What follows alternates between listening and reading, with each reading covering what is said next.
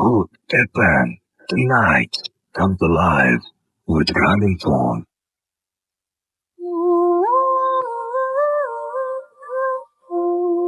শুনছেন সবসময় রেডিও ফুটতে পয়েন্ট ও এফএম। আমি রাসেল আছি সাথে, এবং আবারও ফিরে এলাম ভূত এফএম নিয়ে আপনাদের কাছে। The night comes live with গ্রামীণ ফোন। আপনারা জানেন যে ভূত এফএম শুরু হয়ে যাওয়া মানেই রক্তহীন হয়ে যাওয়া, এবং আপনাদের সবাইকে স্বাগত জানাচ্ছি ঈদের ব্যস্ততা তার মাঝখানেও যে আজকে সময় করে আমার শো শুনছেন।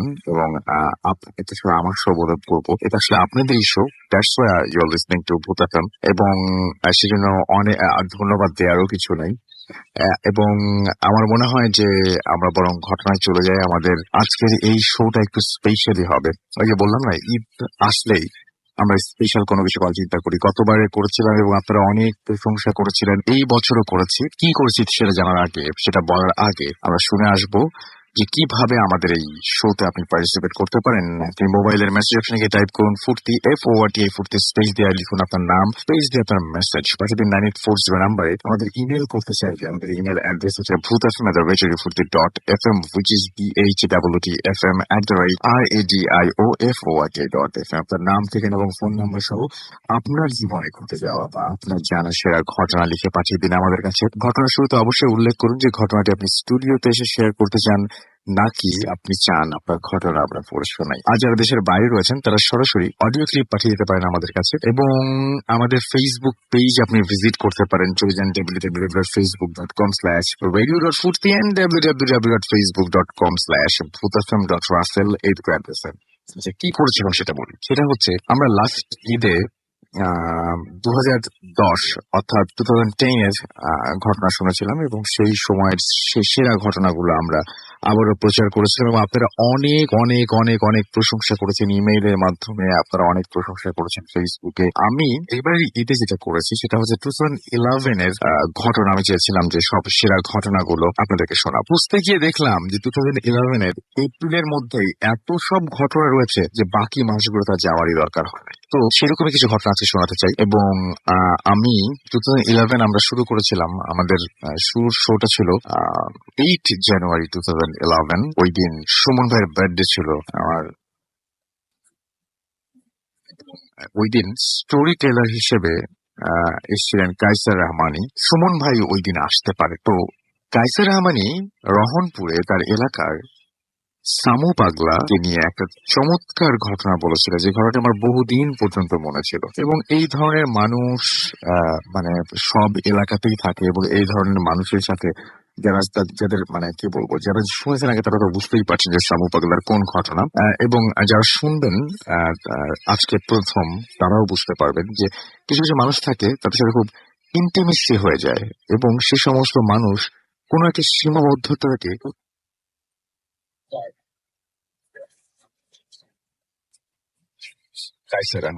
সেদিনে সেই ঘটনাটি সেটা হচ্ছে যে আমার এসএসসি পরীক্ষার সময় আমার আব্বা মারা যায়। আব্বা মারা যাওয়ার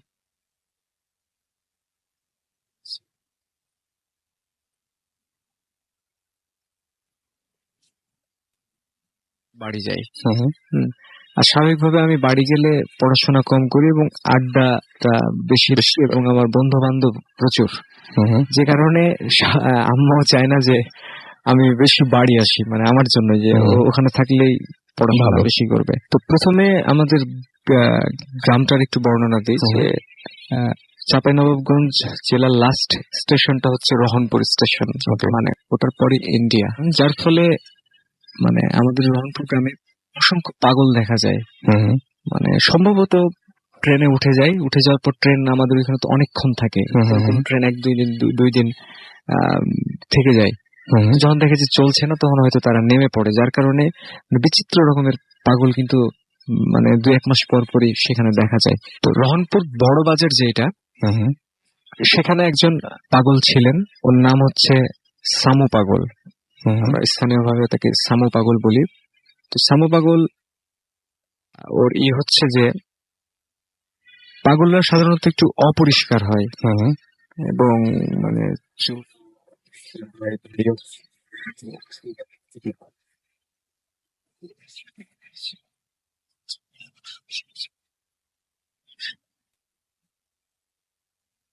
ভর্তি কালো দাড়ি, আর চুলও অনেক ঘন এবং খুব বড় না, কিন্তু মানে ঘনত্বের কারণে মনে হতো যে অনেক মানে।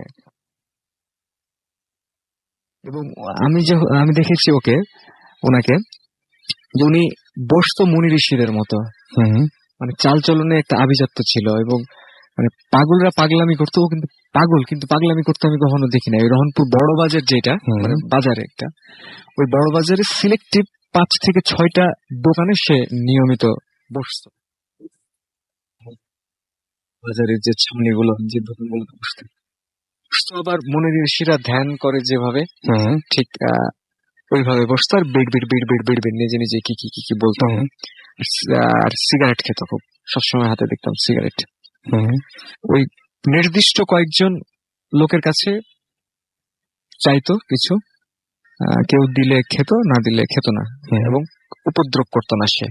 ওকে, এই কারণে তাকে মোটামুটি এখনো আমার মনে হয় সবাই খুব বেশি সমাদর করে বা সবাই তাকে পছন্দই করে বলা যায়। আমি আব্বার মৃত্যুর পর খালু আমাকে ঢাকায় নিয়ে চলে আসে।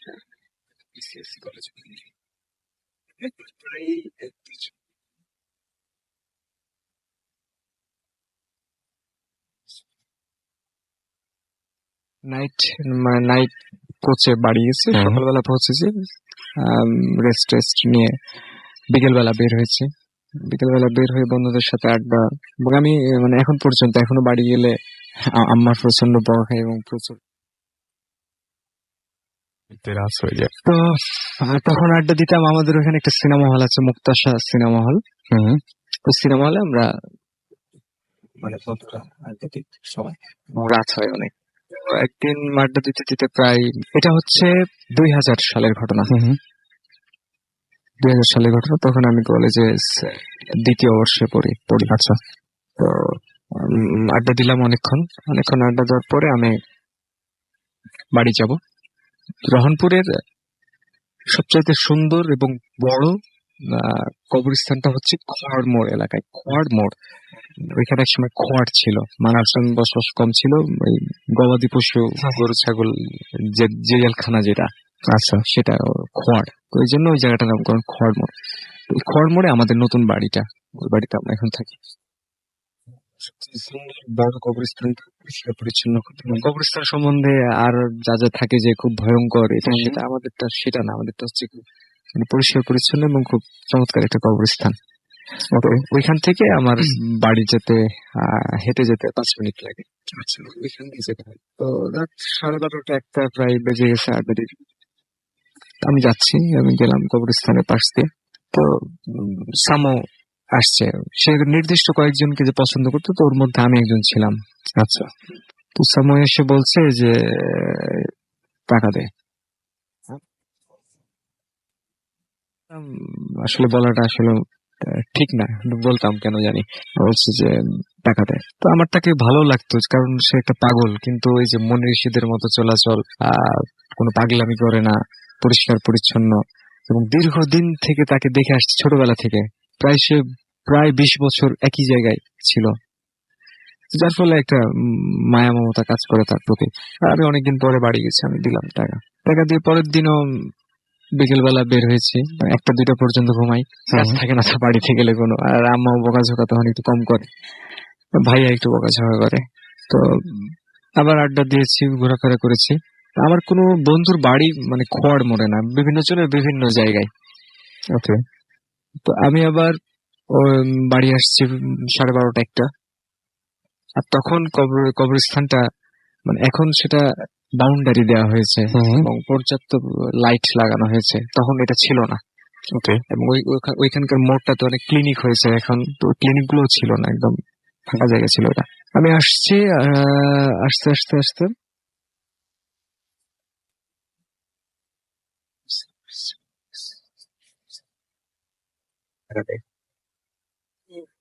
কিছু মনে করেনি, আমি দিলাম, চাইতে পারে, স্বাভাবিক।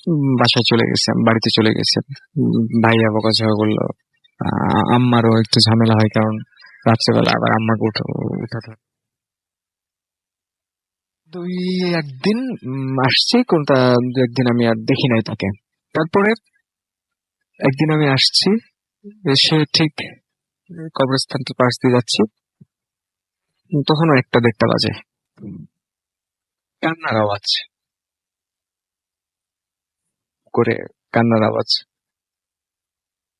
আমি চিন্তা করলাম যে এখানে মানে কাঁদছে কে?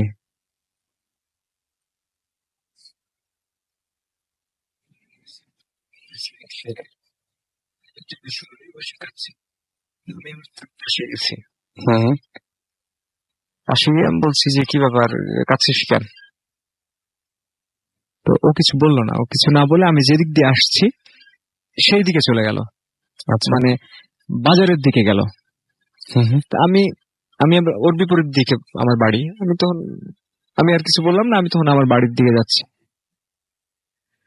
তো একটা কাঠের মিল আছে আমার বাড়ির সামনে।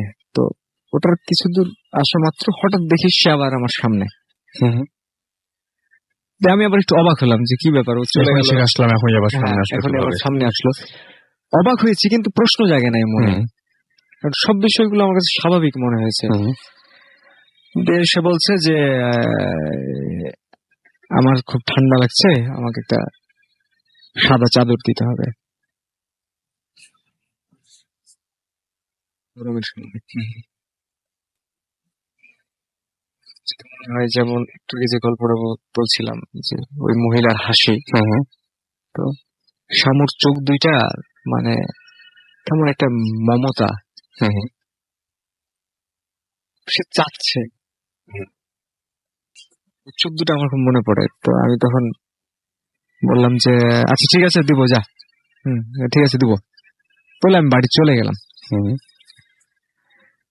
তারপরের দিন বিকেল বেলা বন্ধুদের সাথে আড্ডা দিচ্ছি।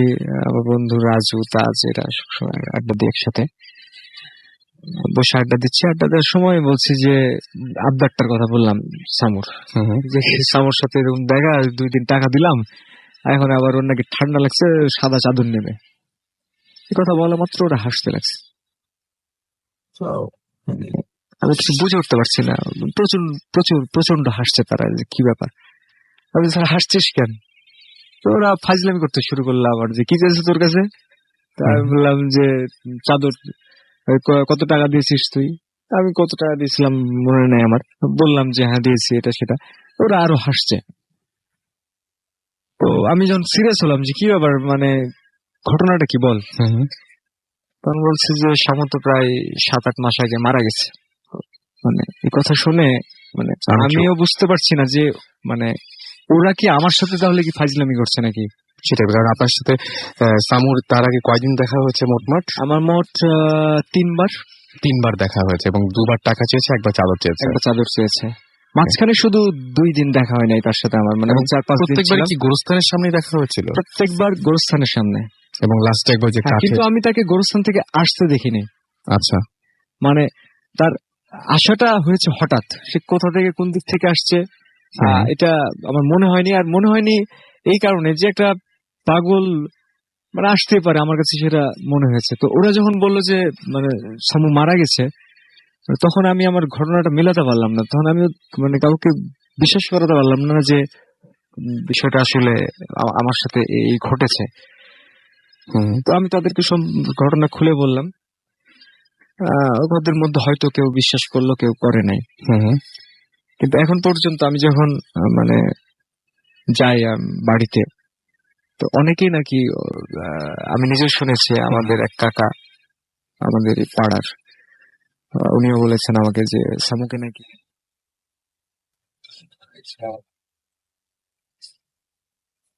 কবরস্থানে, খড়মোর কবরস্থানে, তো দেখা যায় নাকি যে সামু ওই কবরের উপরে বসে জিকির করছে।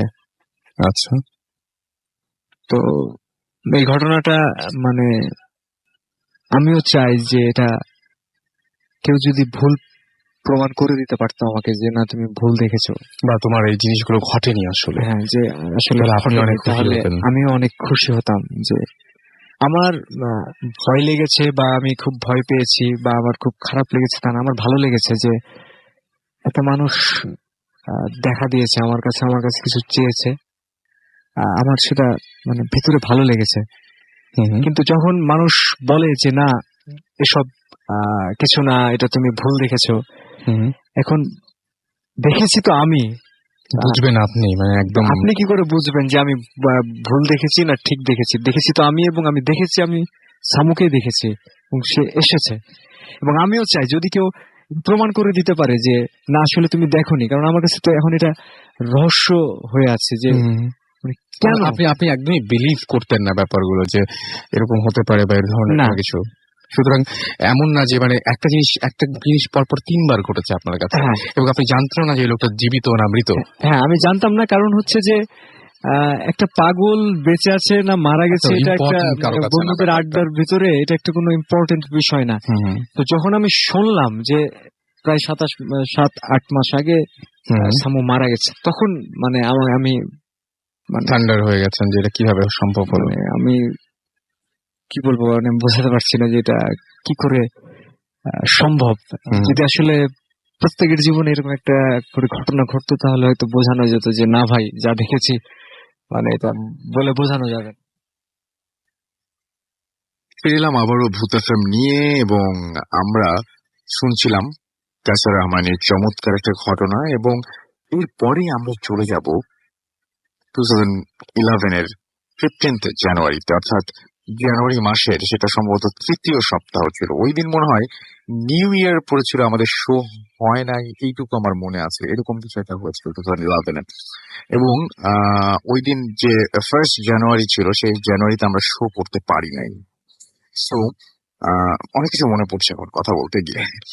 আচ্ছা, আমি দেখতে পাচ্ছি যে SMS তো করছেন আপনারা অনেকে, এবং SMS এর বিষয়বস্তু একই, সেটা হচ্ছে যে এই ডিসিশনটা ভালো হয়েছে এবং আপনাদের ভালো লাগছে, এটা জেনে আমারও ভালো লাগছে। কিন্তু আমি ঠিক করছি আজকে SMS, ফেসবুক এগুলো চাইতে একটু পুরোনো সময় চলে যায় না, পুরোনো সব কিছু নিয়ে কথা, সেটা হয়তো বেটার হবে। এবং আমার কাছে এখন একটা ইমেল রয়েছে, যে খুবই অদ্ভুত ব্যাপার, সাধারণত আমরা এটা করি না, কিন্তু এই ইমেলটা অন্যরকম এবং খুবই খুবই খুবই খুবই খুবই ইমোশনাল একটা স্টোরি।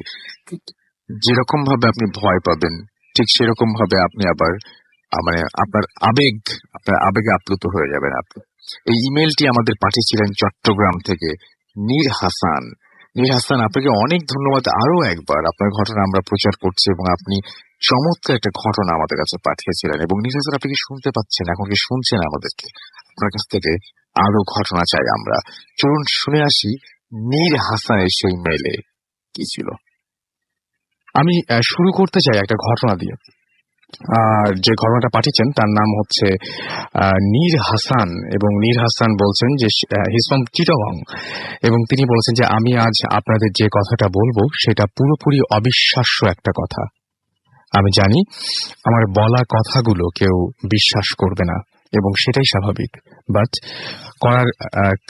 করার কিছুই নেই, কাজ আমি জানি আমি কিসের ভেতর আছি। ওকে, এখন আসল কথায় আসি। শুরুতেই বলে রাখি আমি ভালো নেই। আমি আমার এক ভাইয়ের কাছ থেকে ভূত এফএমের কথা শুনে আমি আগ্রহী হই, বাট আমার ফ্যামিলির কেউ তাতে রাজি হয়নি। সো ইমেইলটা পাঠালাম। আপনাদের যদি বিলিভ করতে মানে বিশ্বাস হয় তাহলে শোনাবেন। নাও, ঘটনাটা কি? আমার অসুস্থতা বা খারাপ থাকার জন্য অনেক ডাক্তার দেখিয়েছি, বাট কোনো লাভ হয়নি। আমার বাবা মাকে খুব ভালোবাসতেন। তখন আমি খুব ছোট, আমার মা রোড অ্যাক্সিডেন্টে মারা যান। আমার বাবা দ্বিতীয় বিয়ে করেননি। আমার বাবা একজন বিজনেসম্যান, তাকে কিছুদিন পর পর দেশের বাইরে যেতে হতো। আমাদের বাড়িটা তখন আমি একা থাকতাম। আমাদের বাড়িতে 2টা ইউনিট, ফার্স্ট ফ্লোরে study room and others, second ফ্লোরে শুধু বেডরুম। কাজের বুয়াদের সেকেন্ড ফ্লোরে যাওয়া নিষেধ ছিল। একবার বাবা ব্যাংকক গেলেন, আমি পুরো বাড়িতে একা। নিচে কাজের বুয়ারা। একা একা থাকতে থাকতে আমার অবস্থা হয়েছে যে আমার ভালো কোনো ফ্রেন্ডও ছিল না, মানে বেশ খারাপ অবস্থা ছিল। কারোর সাথে মিশতে পারতাম না, সারাক্ষণ একা একা থাকতাম আর কল্পনায় ফ্রেন্ড বানিয়ে খেলতাম। বেশিরভাগ সময় আমি আমার মাকে ফ্রেন্ড বানাতাম, অ্যান্ড মনে মনে তার সাথে কথা বলতাম। মাকে আমি দেখিনি, বাট তার ছবি দেখেছি। একদিন আমার রুমে আমি শুয়েছিলাম, শরীরটা খুব একটা ভালো ছিল না। বেডে শুয়ে শুয়ে আমার পড়তে ইচ্ছে হলো, বাট বেড থেকে নামতে ইচ্ছা করছিল না। আমি মনে মনে আমার মাকে বললাম, বইটা দেবে? আমি একটু পরে দেখি আমার মৃত মা আমার দরজা খুলে রুমে আসলেন এবং আমাকে বইটা দিলেন। আমি তখন কোনো কথা বলতে পারছিলাম না, বাট আমি একটুও ভয় পেলাম না। মা আসলেন, বইটা দিলেন, চলে গেলেন। আমি কাউকে কিচ্ছু বলিনি। কিছুদিন পর বাবা তখনও আসেনি, আমি ঘুমিয়েছিলাম। হঠাৎ আমার মনে হলো কে যেন আমার মাথার চুলে হাত বুলিয়ে দিচ্ছে। তাকে দেখি আমার মা। আমি ভয় পেলাম না, মাকে বললাম, মা তুমি কেমন আছো? তিনি কোনো কথা না বলে চলে গেলেন। বেসিক্যালি এই হচ্ছে ঘটনা, এবং হাসানের সাথে এই ঘটনাই ঘটছে। নীর হাসান চিটাগং থেকে লিখেছেন, এবং তিনি ভালো নেই, তার মাকে তিনি মিস করেন। আমার যেটা মনে হচ্ছে যে তার মার সাথে তার যে বন্ধুত্ব এবং তার মাকে দেখতে চাওয়ার যে আকুলতা, সেটা থেকেও তিনি বেরিয়ে আসতে পারছেন না। আবার মাকে ঠিক এইভাবে দেখতেও তার খুব অস্বাভাবিক লাগছে ঘটনাটা।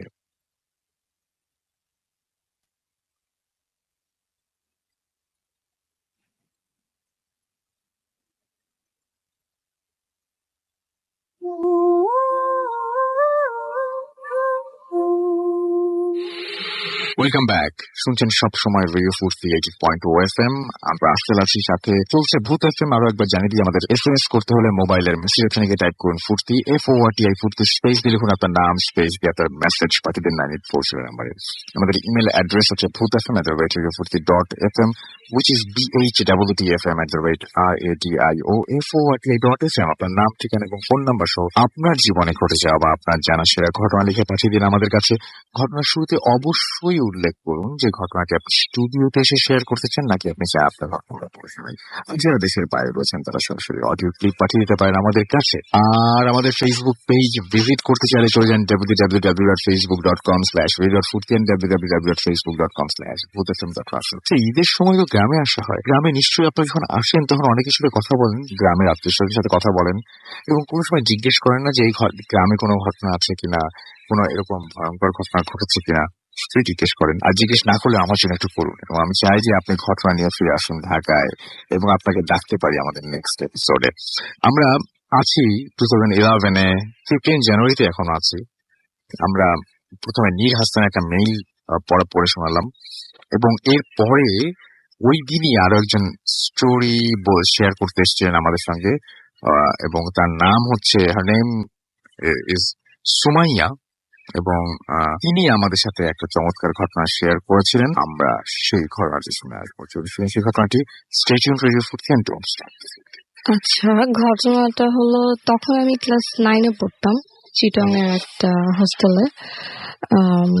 হোস্টেলটার নাম আমি বলতে যাচ্ছি না, একদম বলতে হবে না। হ্যাঁ, তো ওখানে অ্যাডমিশন নেওয়ার পর থেকেই যারা আমার ক্লাসমেট ছিল, আর যারা হোস্টেলের যে মেয়েরা ছিল, মাসিরা ছিল, যারা ওইখানে আয়া ছিল, কাজ করতো, তো তারা অলওয়েজ বলতো যে কেয়ারফুল থাকবা, একা কখনো রাতে বের হবা না। আমাদের রাতে মাঠে নামা মানে নিষেধ ছিল, যে মানে বলতো যে যাবা না, অ্যাটলিস্ট একা কখনো যাবা না, ফ্রেন্ড কাউকে না কাউকে নিয়ে যাবা। আর আমাদের রুম গুলো আলাদা ছিল আর বাথরুম গুলো আলাদা ছিল, সো বলতো যে কখনোই একা যাবা না, কাউকে না কাউকে অবশ্যই নিয়ে যাবা। তো আমাদের হোস্টেলটার একটু ডেসক্রিপশন আমি দেই। সেটা হলো কি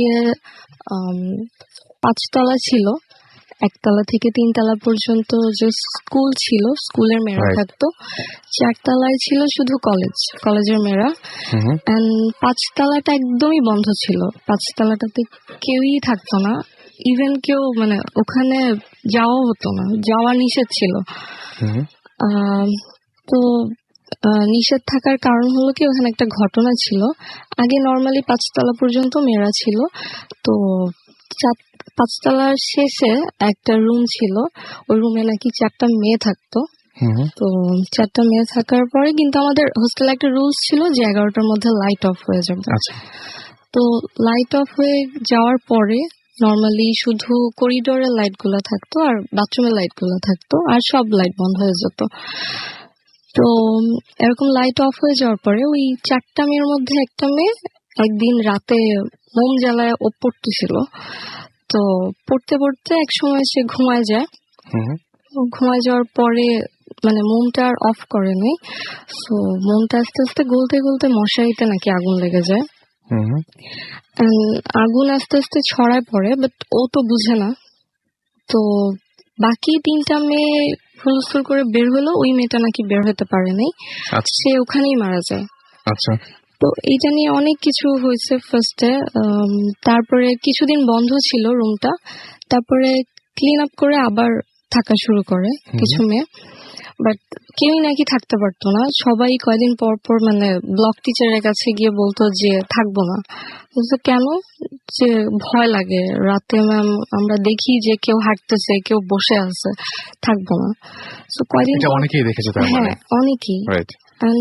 কেউই থাকতে চাইতো না রুমটাতে। তো টিচাররা একসময় ডিসিশন নিয়ে একদম পুরাই 5তলা বন্ধ করে দেয়, যে 5তলায় কেউ যাবে না। তো ওইরকমই আমরা শুনি মাসিদের কাছ থেকে, যারা অনেক দিন ধরে কাজ করে ওখানে। তো ওরাও বলতো যে কখনো যাবে না। আর আমাদের যাওয়াটাও নিষেধ ছিল, এক ফ্লোর থেকে আরেক ফ্লোরে গেলে পারমিশন নিয়ে যেতে হতো, বাট যদি মানে পারমিশন ছাড়া কেউ যেত তো ওইটাতে আবার মানে টিচাররা দেখলে অনেক পানিশ করতো আর কি। তো যাক, আমরা 4টা ফ্রেন্ড অনেক ক্লোজ ছিলাম, 2জন দোতলায় আর আমি আর একটা ফ্রেন্ড 3তলায় থাকতাম। তো অ্যানুয়াল এক্সাম শেষ, তো আমরা চিন্তা করলাম যে এখনো বাসা থেকে নিতে আসে নাই, তো কি করা যায়, সব মেয়েরা চলে যাচ্ছে, হোস্টেল প্রায় ফাঁকা। তো তখন চিন্তা করলাম যে একটু অ্যাডভেঞ্চার করি, 5তলা ঘুরে দেখে আসি, যেহেতু যাইনি কখনো। তো গেলাম, না প্ল্যান করলাম যে যাব 11টার দিকে, যেহেতু লাইট অফ হয়ে যায় 12টার দিকে যাব না, 1টার দিকে ওরা দোতলা থেকে 3তলা আমাদের রুমে আসবে, দেন তারপরে কিছুক্ষণ গল্প টল্প করার পরে আমরা তারপরে যাব। তো 1 ঘন্টা দিল, তারপরে ওরা আসলো, রুম নক করলো, আমরা খুললাম, কিছুক্ষণ গল্প করার পর বের হলাম যে যাব। তো আমাদের হোস্টেলটা ছিল স্কয়ার শেপের, 4তলা পর্যন্ত পুরোটাই স্কয়ার ছিল, বাট 5তলাটা হাফ ছিল, মানে পুরোটা ছিল না। 5তলায় যাওয়ার একটাই সিঁড়ি। তো আমরা গেলাম, 4তলা ক্রস করলাম। 4তলায় তখন কলেজের মেয়েদের ছুটি ছিল, তো 4তলা একদমই বন্ধ ছিল। 1টা কি 2টা করিডোরে লাইট জ্বলতেছিল, আর কেউই ছিল না, কিছুই ছিল না। তো তারপর 5তলায় গেলাম। 5তলা একদম পুরাই অন্ধকার, মানে কিছুই, কোনো লাইটই নাই। ইভেন আমরা ব্লকের লাইট জ্বালায় দেখার চেষ্টা করলাম যে লাইট কি জ্বলে কিনা, কিন্তু মানে কোনো লাইটই নাই, কিছুই নাই। তো আমরা 4জন হাত জড়াজড়ি করে ধরে গেলাম, পুরা 5তলা ঘুরলাম, দেন ওই রুমটার পাশে আসলাম, লাস্টের যে রুমটা যেটা নিয়ে এত স্টোরি। তো গেলাম, তো আমার 4জন ফ্রেন্ডের মধ্যে একজন বলল যে এইটাই সেই রুম যেটা নিয়ে এত কথা বলে। তো আমরা বলতেছিলাম কি যাবি, মানে আমরা খুব মজার মুডে ছিলাম। তো ফ্রেন্ড বললো যে চল গিয়ে দেখি। খুব সারপ্রাইজিংলি দেখলাম যে রুমটা যে শিকল দিয়ে আটকানো, কোনো লক টক কিছুই করা না, কোনো তালা লাগানো নেই, জাস্ট শিকল লাগানো। তো ওই ফ্রেন্ডটা খুললো, খোলার পরে গেলাম, একজন একজন করে ঢুকলাম। কেমন বাজে একটা গন্ধ ছিল, এটা আমি বলে বুঝাতে পারবো না। প্রচন্ড ঠান্ডা রুমটা, হ্যাঁ অনেক বেশি ঠান্ডা। যদিও অক্টোবরে ঠান্ডা থাকে, বাট এত ঠান্ডা থাকার কথা না। আচ্ছা। তো গেলাম, দেখলাম যে 4টা বেড, 4টা ডেস্ক ঠিক মতোই আছে। তো যাওয়ার পর আমরা দুষ্টামি করতেছিলাম, কেউ কি আছো দেখা দাও। তো একজন বললো যে প্ল্যানচেট করবা, এত কিছু করার দরকার নাই। তো এমনিতেই বলতেছিলাম কেউ থাকলে আসো, তুই না সবার সামনে আসো আসো, এরকম বলতেছিলাম। তো আমরা 5 কি 7 মিনিট ছিলাম। তারপরে মানে ওইটা বলার পরে আমরা নিজেরা নিজেদের মতো কথা বলতেছি যে এখানে ও এটা দেখছে, ওই মাসি এটা বলছে, এখানে নাকি এরকম হয়েছে।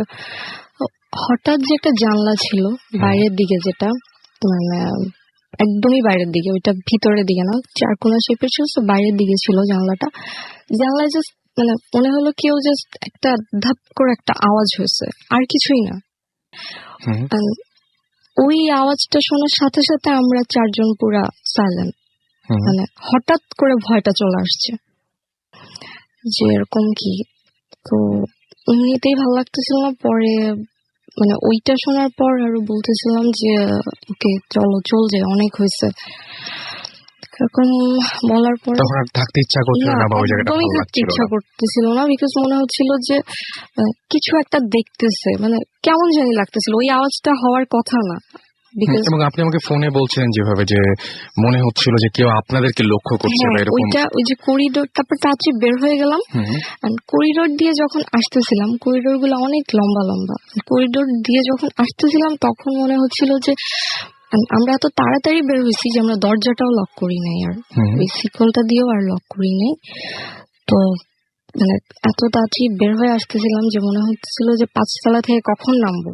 আচ্ছা। আর তখনই মনে হচ্ছিল যে মেবি কিছু একটা আসতেছে, কিছু একটা দেখতেছে, নর্মালি ভয় পেলে যেটা হয়। তারপরে কোন রকমে নামলাম।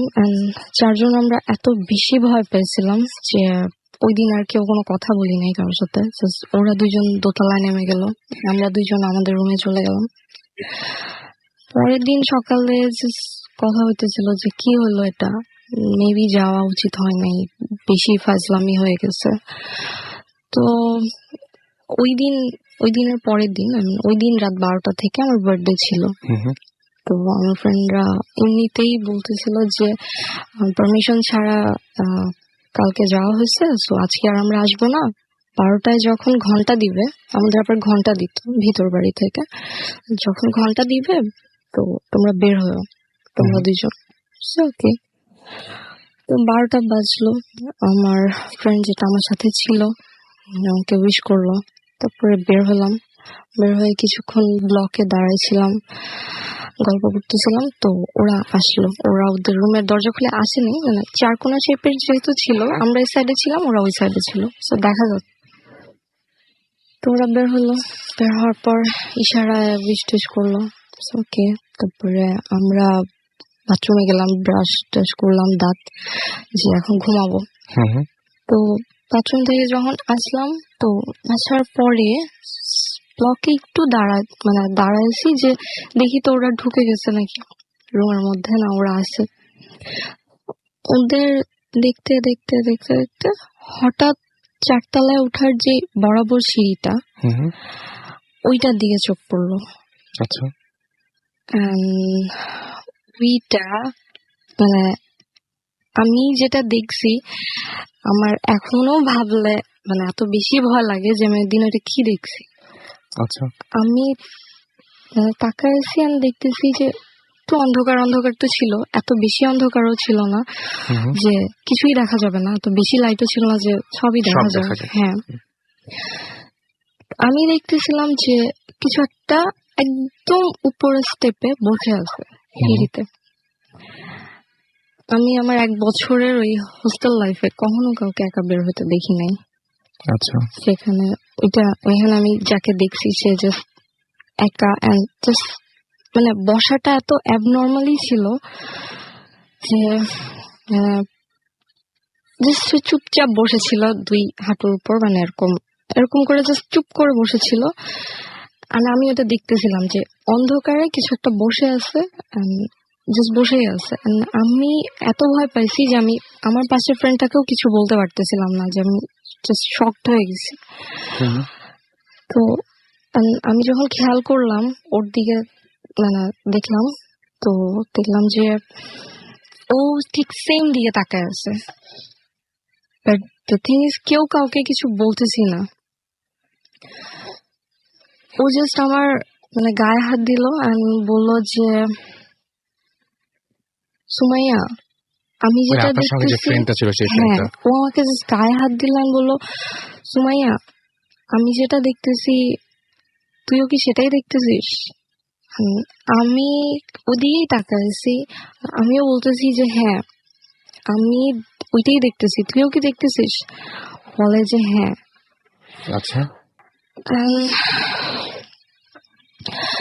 দেখার পর জাস্ট মানে এত মানে ভয় আপনারা লাগছে দুইজনই দুই ফ্রেন্ডই একসঙ্গে একই জিনিস একই দেখলেন? সাথে, হ্যাঁ। আচ্ছা, দেখার পরে ও জাস্ট, আমি জাস্ট বললাম যে এটা কে? ও বললো যে জানি না। ও মানে এত বেশি কনফিউজ হয়ে গেছি দুইজনের, এত বেশি ভয় পেয়ে গেছি যে নড়তেও পারতেছিলাম না। আচ্ছা, তো আমার ফ্রেন্ডটা জাস্ট শুধু আমার একটা হাত ধরলো, টেনে রুমে নিয়ে গেল। রুমে নিয়ে গিয়ে দরজা আটকে দিয়েছে। দরজা আটকে দিয়ে ও এমন ভাবে কাঁপতেছিল, মানে আমিও কাঁপতেছিলাম। আমার জাস্ট একটা জিনিস মনে হইতেছিল যে, মানে আমি জানি না আমার কেন এটা মনে হয়েছে, আমি জাস্ট জোরে বলতেছিলাম যে চল অ্যাটলিস্ট একবার গিয়ে দেখে আসি। ও আমাকে ছাড়তেছিল না, ও বলতেছে যে না, তুই এই রুম থেকে বের হবি না, তুই এই রুম থেকে বের হবি না। ও আমাকে শেষ পর্যন্ত বের হতে দেয় নাই। সারা রাত আমি সূরা পড়ছি, আমার ফ্রেন্ড হিন্দু ছিল, ও ওটা করছে। সারা রাত ওই দিন যে কিভাবে সারা রাত পার হয়েছে বলতে পারবো না। তারপরে সকাল হওয়ার পরে ফ্রেন্ড যে দোতলায় যে দুইটা ছিল ওদের বললাম যে এরকম এরকম। ওরা ফার্স্টে বিশ্বাস করে নাই। ওরা বলতেছিল যে তা ফাজলামি করতেছিস, ওই দিন আমরা করছি, এখন তোরা দুইজন আমার সাথে করতেছিস। তো আমরা বললাম যে না, সিরিয়াসলি আমি যেটা দেখছি। ও বললো যে হ্যাঁ, তোরা ছিলি না তো, তোরা ভয় দেখাস নাই তো। ওরা বলতেছে যে না, আমরা ছিলাম না, আমরা তোদের ছাড়া কখনো যাব না, আর একা তো অবভিয়াসলি না। রাইট। তো আমি আপনাকে দেখে এখন বুঝতে পারছি যে আপনি বেশ ভয় পাচ্ছেন, এবং ফোনেও যখন বলছিলেন হ্যাঁ, তখন আমার বলছিলেন। ওই সিনটা আমি আমার লাইফে কখনো ভুলবো না, মানে আমি এত ভয় পাইছিলাম। তারপরে এরকম হওয়ার পর আমার যে ফ্রেন্ডটা যে আমার সাথে যে ছিল, ওর তো অনেক ভয় পাইছিল। ওর খুব জ্বর চলে আসে।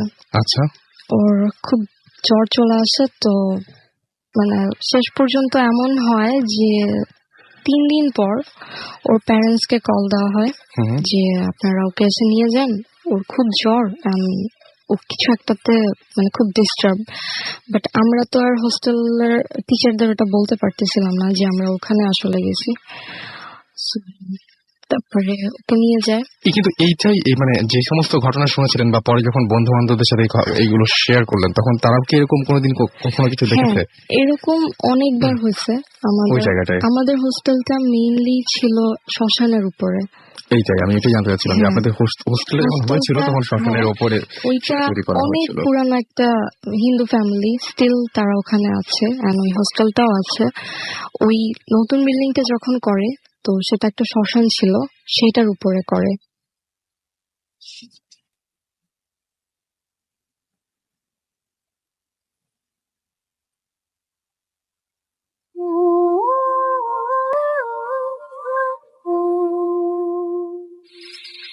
ওয়েলকাম ব্যাক, আমি রাসেল আছি সাথে, এবং চলছে ভূত এফএম, এবং আপনাদের সবাইকে আরো একবার স্বাগত জানাচ্ছি। এবং আমরা ফাইনালি 15 জানুয়ারি থেকে বেরিয়ে আসতে পেরেছি। আমরা চলে এসেছি 15 জানুয়ারিতে না, 5 ফেব্রুয়ারি 2011, এবং আরো একটা এপিসোড আমার খুব পছন্দের এপিসোড। সাকিব ভাই, সুমন ভাই ছিলেন, এবং সাকিব ভাই একটা ঘটনা শুরু করেন একটা ইনভেস্টিগেশন নিয়ে, এবং সুমন ভাই একটু পরে জয়েন করেন সাকিব ভাইকে, এবং অদ্ভুত ঘটনা ছিল। এবং সেই সময় আমরা খুব মজাই কেটেছে, তাই না? এবং সেই সময়টা ভৌতিস্ট, যখন সুমন ভাই সুস্থ ছিলেন এবং সুমন ভাই যখন রেগুলার আসতেন, ওয়ান্ডারফুল টাইম ছিল। এবং মাঝে মাঝে অনেক মারাত্মক মারাত্মক এক্সপিরিয়েন্স তারা শেয়ার করতেন, ইনভেস্টিগেশনের বিভিন্ন জিনিসপত্র শেয়ার করতেন। এখন ভৌতিস্ট আবারও আমি বিশ্বাস করি সুমন ভাই সুস্থ হওয়া মাত্রই আবারও ফোকাসড মানে ঠিকভাবে আবারও কাজ শুরু করবেন, এবং আশা করছি সেটাই। আমরা ঘটনা শুনে আসি। 5 ফেব্রুয়ারি 2011 এর ঘটনা চলছে। দিস ইজ স্টোরি যেটা আমাদের একদম প্রথম দিককার স্টোরি, যখন আমরা জাস্ট ইনভেস্টিগেশন শুরু করেছি। আচ্ছা। তো তখনও আমরা মানে এখন তো অনেক কিছু ভেবে চিন্তে যাই, তখন অত কিছু ভাবনা চিন্তা করতাম না আর কি। আচ্ছা। তখন আমরা একটা ঘটনা শুনেছি, মানে সুমন ভাই আমাদেরকে বলেছিলেন যে একটা স্কুল আছে একটা জায়গায়, যেখানে অ্যাপারেন্টলি 71-এ ওই যখন ছুটির ঘন্টা হলো তখন বাচ্চারা যখন বেরোচ্ছে, প্রাইমারি স্কুল টাইপের, তখন কয়েকটা বাচ্চাকে ওই হঠাৎ করে পাকিস্তানি আর্মি এসে ওরা ধরে রাখে। আচ্ছা। ধরে ওখানে বন্দি করে রাখে, বেসিক্যালি বন্দি করে রাখে, বিকজ ওদের ফ্যামিলি যারা ছিল গ্রামে ওরা বিশ্বাস করতো যে ওদের ফ্যামিলির সাথে মুক্তিযুদ্ধের টাই আছে, ওদেরকে প্রেফার করানোর জন্য ওই বাচ্চাগুলোকে আটকে রাখে। তো লাস্টে ওই মুক্তিযুদ্ধ হয়ে গিয়ে দে রেস্কিউ দ্য কিডস, কিন্তু একটা ছেলে মারা যায়। আচ্ছা। একটা ছোট ছেলে মারা যায়। তো প্রাইমারি স্কুল কত বড়ই হবে, পিচ্ছি বাচ্চা একটা। It's very tragic story. তো এখন যেটা হয়েছে যে ওখানে নাকি এরপর থেকে রাতের বেলা ওই যে রুমে ছেলেটা মারা গেছিল ওই রুমে নাকি ছুটির মানে ঘন্টা শোনা যায়। ঘন্টা শোনা যায়, এটা গ্রামবাসীরা আশেপাশে যা থাকে ওরা সবাই শুনে। আর ওই রাতে ওই রুমের মধ্যে নাকি যদি কেউ যায়, মানে ওখানে যে দারুণ টাইপের থাকে whatever, ওখানে নাকি ওই ব্ল্যাকবোর্ডে চকের আওয়াজ আসে। বইটি যদি কেউ রেখে যায়, বইগুলো সকালে এসে থেকে পাঠানো উল্টানো ছিঁড়া টেরা, মানে একটু হালকা কেওটিক সিচুয়েশন থাকে আর কি। তো সুমন ভাইয়ের কাছে জিনিসটা খুব ইন্টারেস্টিং লাগলো। সুমন ভাই আমাদেরকে বললো চলো এটা আমরা ইনভেস্টিগেট করি। তো উই ওয়েন্ট, গেলাম আমাদের সব ইকুইপমেন্ট নিয়ে। ওখানে গিয়ে মজার ব্যাপার যেটা হলো যে ইউজুয়ালি আমরা যখন কোথাও যাই তখন সেটআপ করি, সেটআপ করার কি পরে সামথিং স্টার্টস হ্যাপেনিং। এখানে যেটা হলো যে আমরা ওখানে ঢুকলাম উইথ আওয়ার ইকুইপমেন্টস 10টার দিকে। ঢোকার সাথে সাথেই সুমন ভাই জীবন দুজনই লাইক যে এখানে কিছু একটা আছে। ঢুকেই মানে কোন টাইম ওয়েস্ট হয়নি। এবং আরেকটা জিনিস বলে রাখি, সেটা হচ্ছে যে ওই সময় আমাদের এখন যেসব ইকুইপমেন্ট আছে তখন সবকিছু ছিল না, এটা প্রথম দিককার কথা। এবং ওই সময় অ্যাকচুয়ালি সাকিব যেটা বলছিল যে আমাদের ইনভেস্টিগেশন অনেক প্রবলেম ছিল, আমরা জানতাম না কি করতে হবে, মানে কি করতে হবে, হ্যাঁ কি করতে হবে না করতে হবে। সাকিব তো ঢুকেই ওনারা বলছেন যে এখানে কিছু একটা আছে, আজকে কিছু একটা হবে। আমি আবার অ্যাজ ইউজুয়াল আমি কই না কিছু নাই। তখন সাকিব কোন অবস্থাতে কিছুই বিশ্বাস করে না, মানে সবকিছু না আর কি। এটা ভাই একদম পুরো ওর সাথে সারাদিন ফাইট করতে করতে মানে আমি তখন গেছি মজা আর কি, স্কুলে সারা রাত থাকবো কি মজা। তো আমি আচ্ছা ঠিক আছে এগুলো আপনারা ফিল করেন ভালো, সেট আপ দ্য ইকুইপমেন্ট, তারপর দেখা যাবে। তখন আমাদের ক্যামেরা ছিল, একটা সাউন্ড রেকর্ডার ছিল। তো ক্যামেরা একটাই ছিল তখন, একটা ইনফ্রারেড ক্যামেরা ছিল, একটা সাউন্ড রেকর্ডার ছিল। তো ওই দুইটাই সেট আপ করছে, আর কিছু ছিল না আমাদের। সেট আপ করে তো এখন তো আমরা অনেক কিছু করি। এখন আমরা যে এন্ট্রি এক্সিট কোথায়, কল কোথায় ছাড়া আছে, বাথরুম কয়টা, রুমের ভিতরে আর কি আছে, বাতাস কোন দিকে, অনেক কিছু, তখন এসব কিছু আমরা দেখতাম না। আচ্ছা। তখন সবকিছু ঠিকঠাক করে আমরা বসে আসছি। তো বসে আছি আর সুমন ভাই জীবন কনভিন্স যে এখনই কিছু একটা হবে। সময় খুব তাড়াহুড়ো করে সেট আপ করছি, সেট আপ করে বসেছি। তো আমরা 10টা দিয়ে গিয়েছি, সেট আপ করতে করতে এসছে 10:20, 10:30। ওকে, সেট আপ শেষ হয়েছে সাথে সাথে উই হার্ড দ্য বেল। আল্লাহ, শেষ হয়েছে, ঠাং ঠাং ঠাং করে স্পিড আপ করা শুরু করলো। আচ্ছা। প্রথমে ইট ওয়াজ লাইক ঠাং ঠাং, এন্ড দেন আস্তে আস্তে ঠাং ঠাং ঠাং, লয়টা বেড়ে যাচ্ছে, একদম বিটটা বাড়তেছে। আচ্ছা। আর মজার ব্যাপার যেটা হয়েছে যে আমরা তো একদম স্কুলের মধ্যে, কিন্তু আমাদের মনে হচ্ছিল যে অনেক দূর থেকে ঘন্টা পাচ্ছে। আবার গ্রামের লোকজন আমার বলে যে স্কুল থেকেই ঘন্টা বাজে। আচ্ছা, এক্স্যাক্টলি কোথেকে, মানে আমাদের, মানে আমরা যেটা করলাম রুমের ভিতর পড়েছিলাম, সো আমাদের মনে হয় না যে রুমের ভিতর থেকে আসছে, সো উইথআউট বাইরে থেকে আসছে। সো আমরা ইমিডিয়েটলি বের হয়ে গেছি। আর ক্যামেরা তো একটাই ছিল, সো ক্যামেরাটা আমরা রুমের মধ্যে রেখে গেছি, আমরা নিজেরা বের হয়ে গেছি। বের হয়ে আমরা পুরো, স্কুলটা ছোট, জাস্ট প্রাইমারি ক্লাস 1 থেকে 5 এরকম কিছু ছিল আর কি। আমরা দৌড়ে পুরো সার্কিট টার্কিট দিলাম। ওই বাইরে একটা তারণ ছিল, ওরে ঘুম থেকে তুললাম। তো খুব নর্মাল আর কি। ওটা কি ঘন্টা আওয়াজ শুনছে, বলে হ্যাঁ তো সবসময় হয়, এটা কোনো ব্যাপার না। আচ্ছা, কিন্তু কোথেকে বাঁচতেছে, বলে না তো এখান থেকেই বাঁচছে। তো আমি বললাম না, এখান থেকে তো বাঁচতেছে না। আমরা ঘন্টাটাও খুঁজে বের করছি। আচ্ছা, ঘন্টা যেখানে আছে ওখানেই আছে। আর বাইরে ঘন্টার স্কুলের ঘন্টাগুলো যেগুলো হয় গ্রামে, যে ঘন্টা থাকে একটা, মানে ওটার মধ্যে একটা থালার মতন থাকে, ওটার মধ্যে একটা হাতুড়ি টাইপের কিছু দিয়ে পিটার, রাইট? ওখানে কিন্তু কোনো হাতুড়ি টাইপের কিছু নাই। জাস্ট ওই জাস্ট শুধু ঘন্টাটা চলছে। ঘন্টাটা ওটা Right. পিটাতে হবে কিছু একটা দিয়ে, হ্যাঁ। রাইট? সো ওইটা অ্যাকচুয়ালি ক্লাসটা শেষ হওয়ার পর ওটা নিয়ে যায়, ওটা নাকি অনেক চুরি হয়ে যায়, ওইটা অনেকে বলে কি বা আচ্ছা, মিসপ্লেসড, আচ্ছা, কিন্তু ওইটা কিন্তু ওখানে ছিল না, জাস্ট ঘন্টাটাই ছিল। আচ্ছা। ওটা সব ঘন্টা আমরা খুঁজে বের করছি। হ্যাঁ। ঘন্টা দেখি ঘন্টা ঘন্টা জায়গায় আছে, ওটা কোনো এটা মানে ঝুলানো নাই, ওটা ইনফ্যাক্ট একটা জায়গায় রাখা ছিল। আচ্ছা। তো ওটা ওখানে আছে, ওটা কোনো কেউ বাজাচ্ছেও না। তো ততক্ষণে আওয়াজটা চলে গেছে। সো এটা আমাদের খুব ইন্টারেস্টিং লাগছে, বা রেকর্ডও করছি জিনিসটা, রেকর্ডিং চেক করছি যে ঘন্টা আসছে নাকি। হ্যাঁ, ঘন্টা আসছে, খুব সুন্দর, ভালো। তো ভালো কথা, তখন আমরা উই ওয়েন্ট ব্যাক, যার পরে আবার ওয়েট করতেছি, ওই ক্যামেরা আবার ট্রাইপড দিয়ে দাঁড়াইছি আমরা। তো হঠাৎ করে মানে ওই যে হরর মুভিতে দেখা না যে বোর্ডের উপর দিয়ে নখ টান দিলে একটা আওয়াজ হয়, কেমন যে একটা খ্যাচ এইরকম একটা আওয়াজ, বাট হরর মুভিতে তো লাউড হয় জিনিসটা, খুব ইরিটেটিং লাগে। খুব irritating। এখানে এটা খুব সফট, আচ্ছা। মানে অ্যাজ ইফ খুব উইক একটা হাত, কিছু হাত একটা করতে লাগে, খুব সফট এই আওয়াজগুলো আমরা খ্যাচ খ্যাচ খ্যাচ এগুলো শুনতেছি। আর এবং ওই ওই রুমের মধ্যে বেশ বড় একটা ব্ল্যাকবোর্ড ছিল, বিশাল, অনেক পুরনো, হ্যাঁ, ওই যে কালো অনেক সাদা হয়ে গেছে ইউজ করতে করতে, এবং নিচে চক ফোকাস আছে। So আমরা খুব টর্চ মর্চ ক্যামেরা ট্যামেরা নিয়ে বোর্ডের দিকে, কিন্তু বোর্ডে কিছু নাই। আচ্ছা।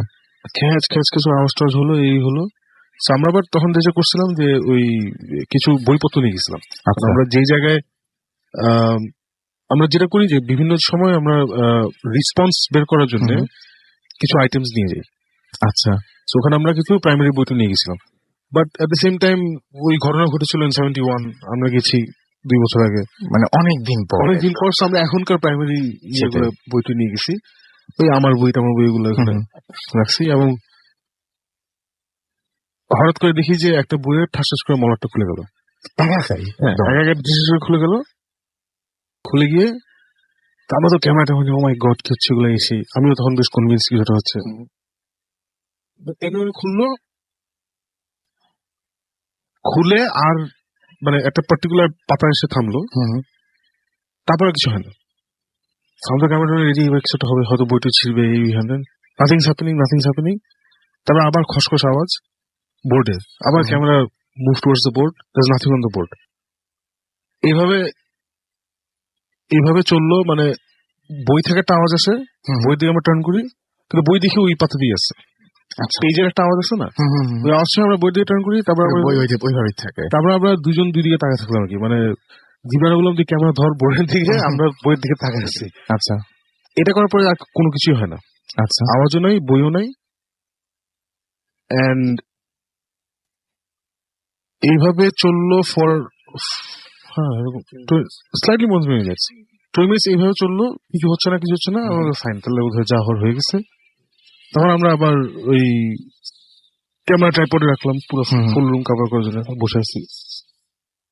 হঠাৎ করে একটা হালকা আওয়াজ আসলো, যে আওয়াজটা ওই যে বিড়াল রাতে কান্দে না, কিছুটা ওটার মতো আর কি, রাতের বেলা শুনলে বেশ ভয়ঙ্কর, অনেক ভয় লাগে।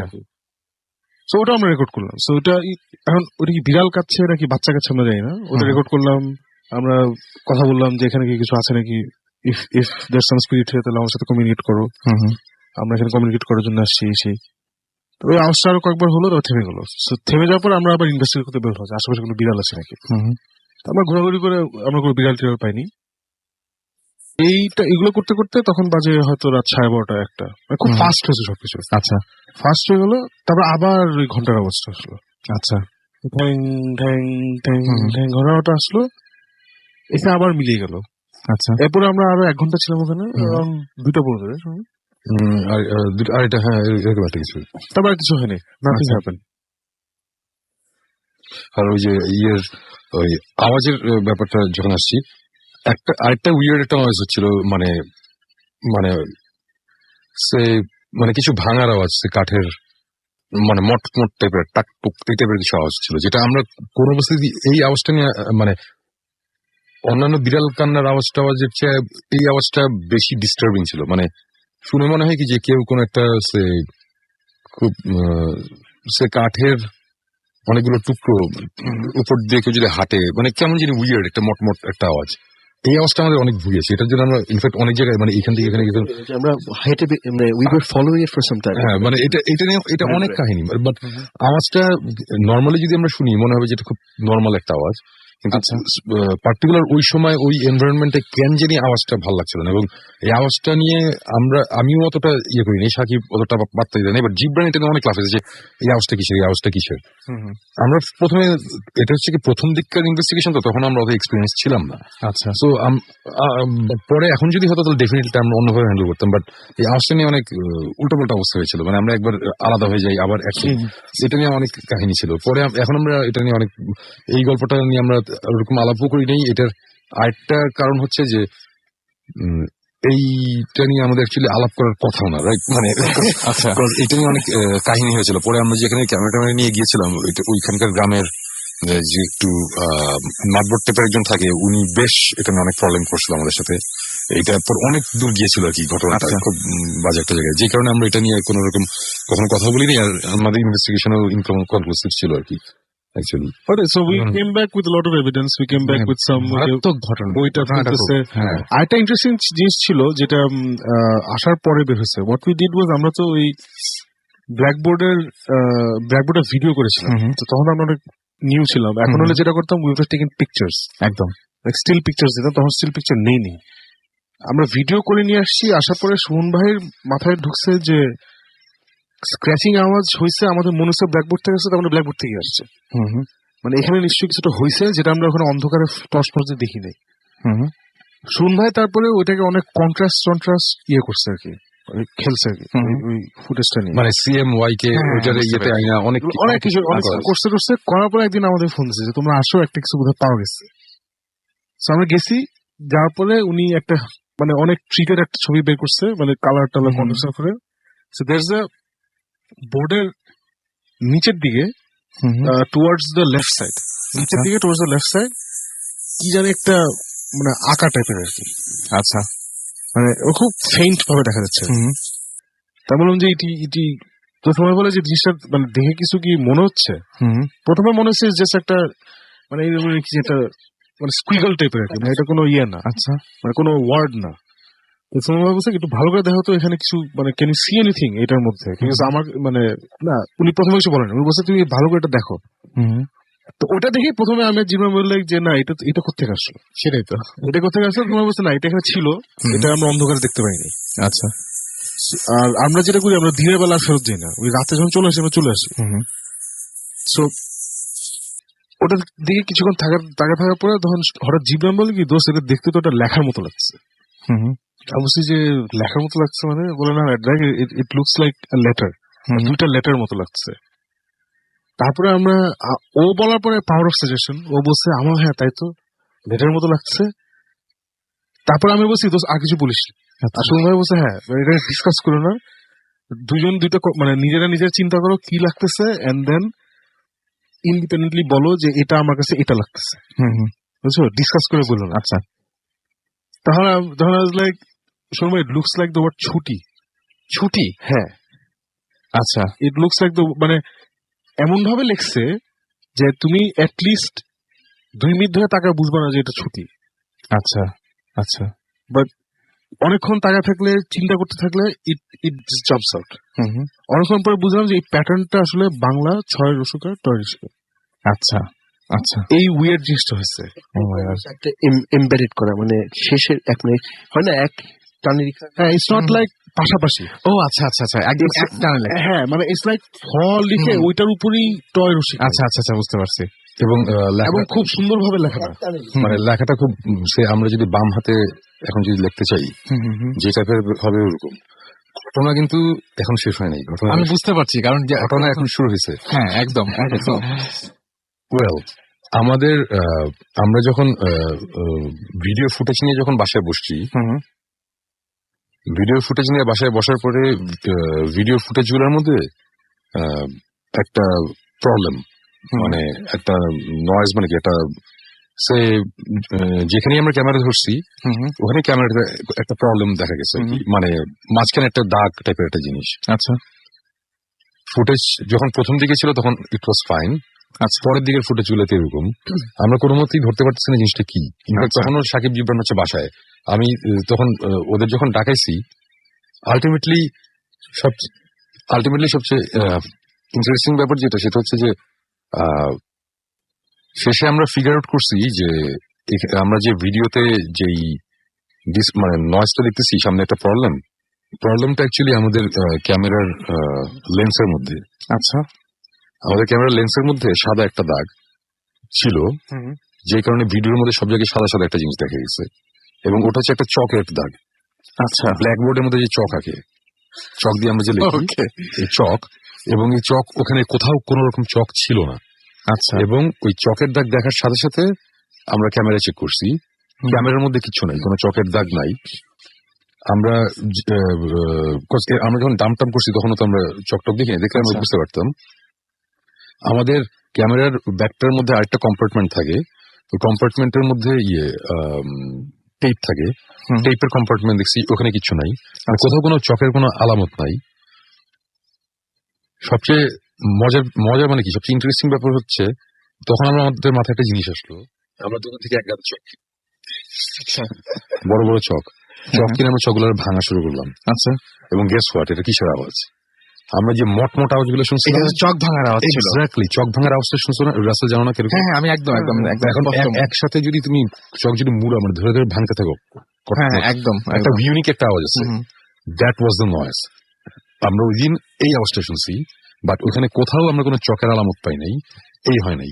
আমাদের এই জিনিসের পরে এটা যদি অথরিটি জানে ওদের মারিয়ে ফেলবে, বাট আমরা আবার ব্যাক করছিলাম। আমরা আবার ব্যাক করছি ইনভেস্টিগেট করতে, না আমরা ওই ব্ল্যাকবোর্ডের ওই যে লেখা যেটা আসছে, তখন তো অন্ধকার, আমরা এবার গেছি দিনের বেলা।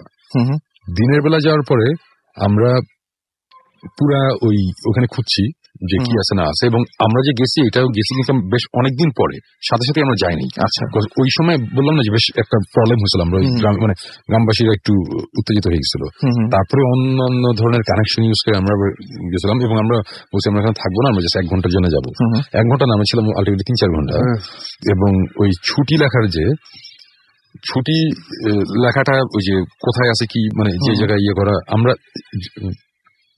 আলটিমেটলি যেটা বোঝা গেছে সেটা হচ্ছে যে কেউ যদি ব্ল্যাকবোর্ডের মধ্যে মানে খুব জোরে খামচি দিয়ে যদি ছুটিটা লিখতো, লেখার পরে তারপরে যদি চক দিয়ে যদি ওই জায়গাটা ঘষে, এই জায়গাটাতে গর্ত হয়ে গেছে, ওখানে কিন্তু ওই চকের আটকে যায়। একদম ব্যাপারটা ওরকম। হ্যাঁ, এবং ওরকম, এবং আরেকটা উইয়ার্ড জিনিস আমরা দেখছি, খামচি দিয়ে লেখা ওই বোর্ডের মধ্যেই। আচ্ছা, আমাদের তো স্টিল ছিল, আমরা তো ভিডিওতে ইয়ে করছি, সো ওই জায়গাটা আমাদের পাই নাই।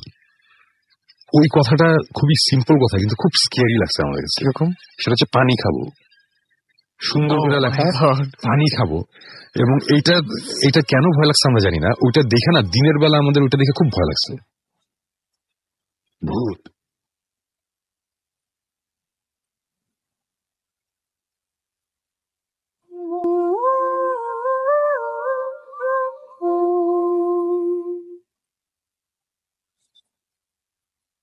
ওয়েলকাম ব্যাক, শুনছেন সবসময় রেডিও 48.2 FM। আমি রাসেল আছি, সাথে চলছে ভূত FM and the night comes alive with গ্রামীণ ফোন।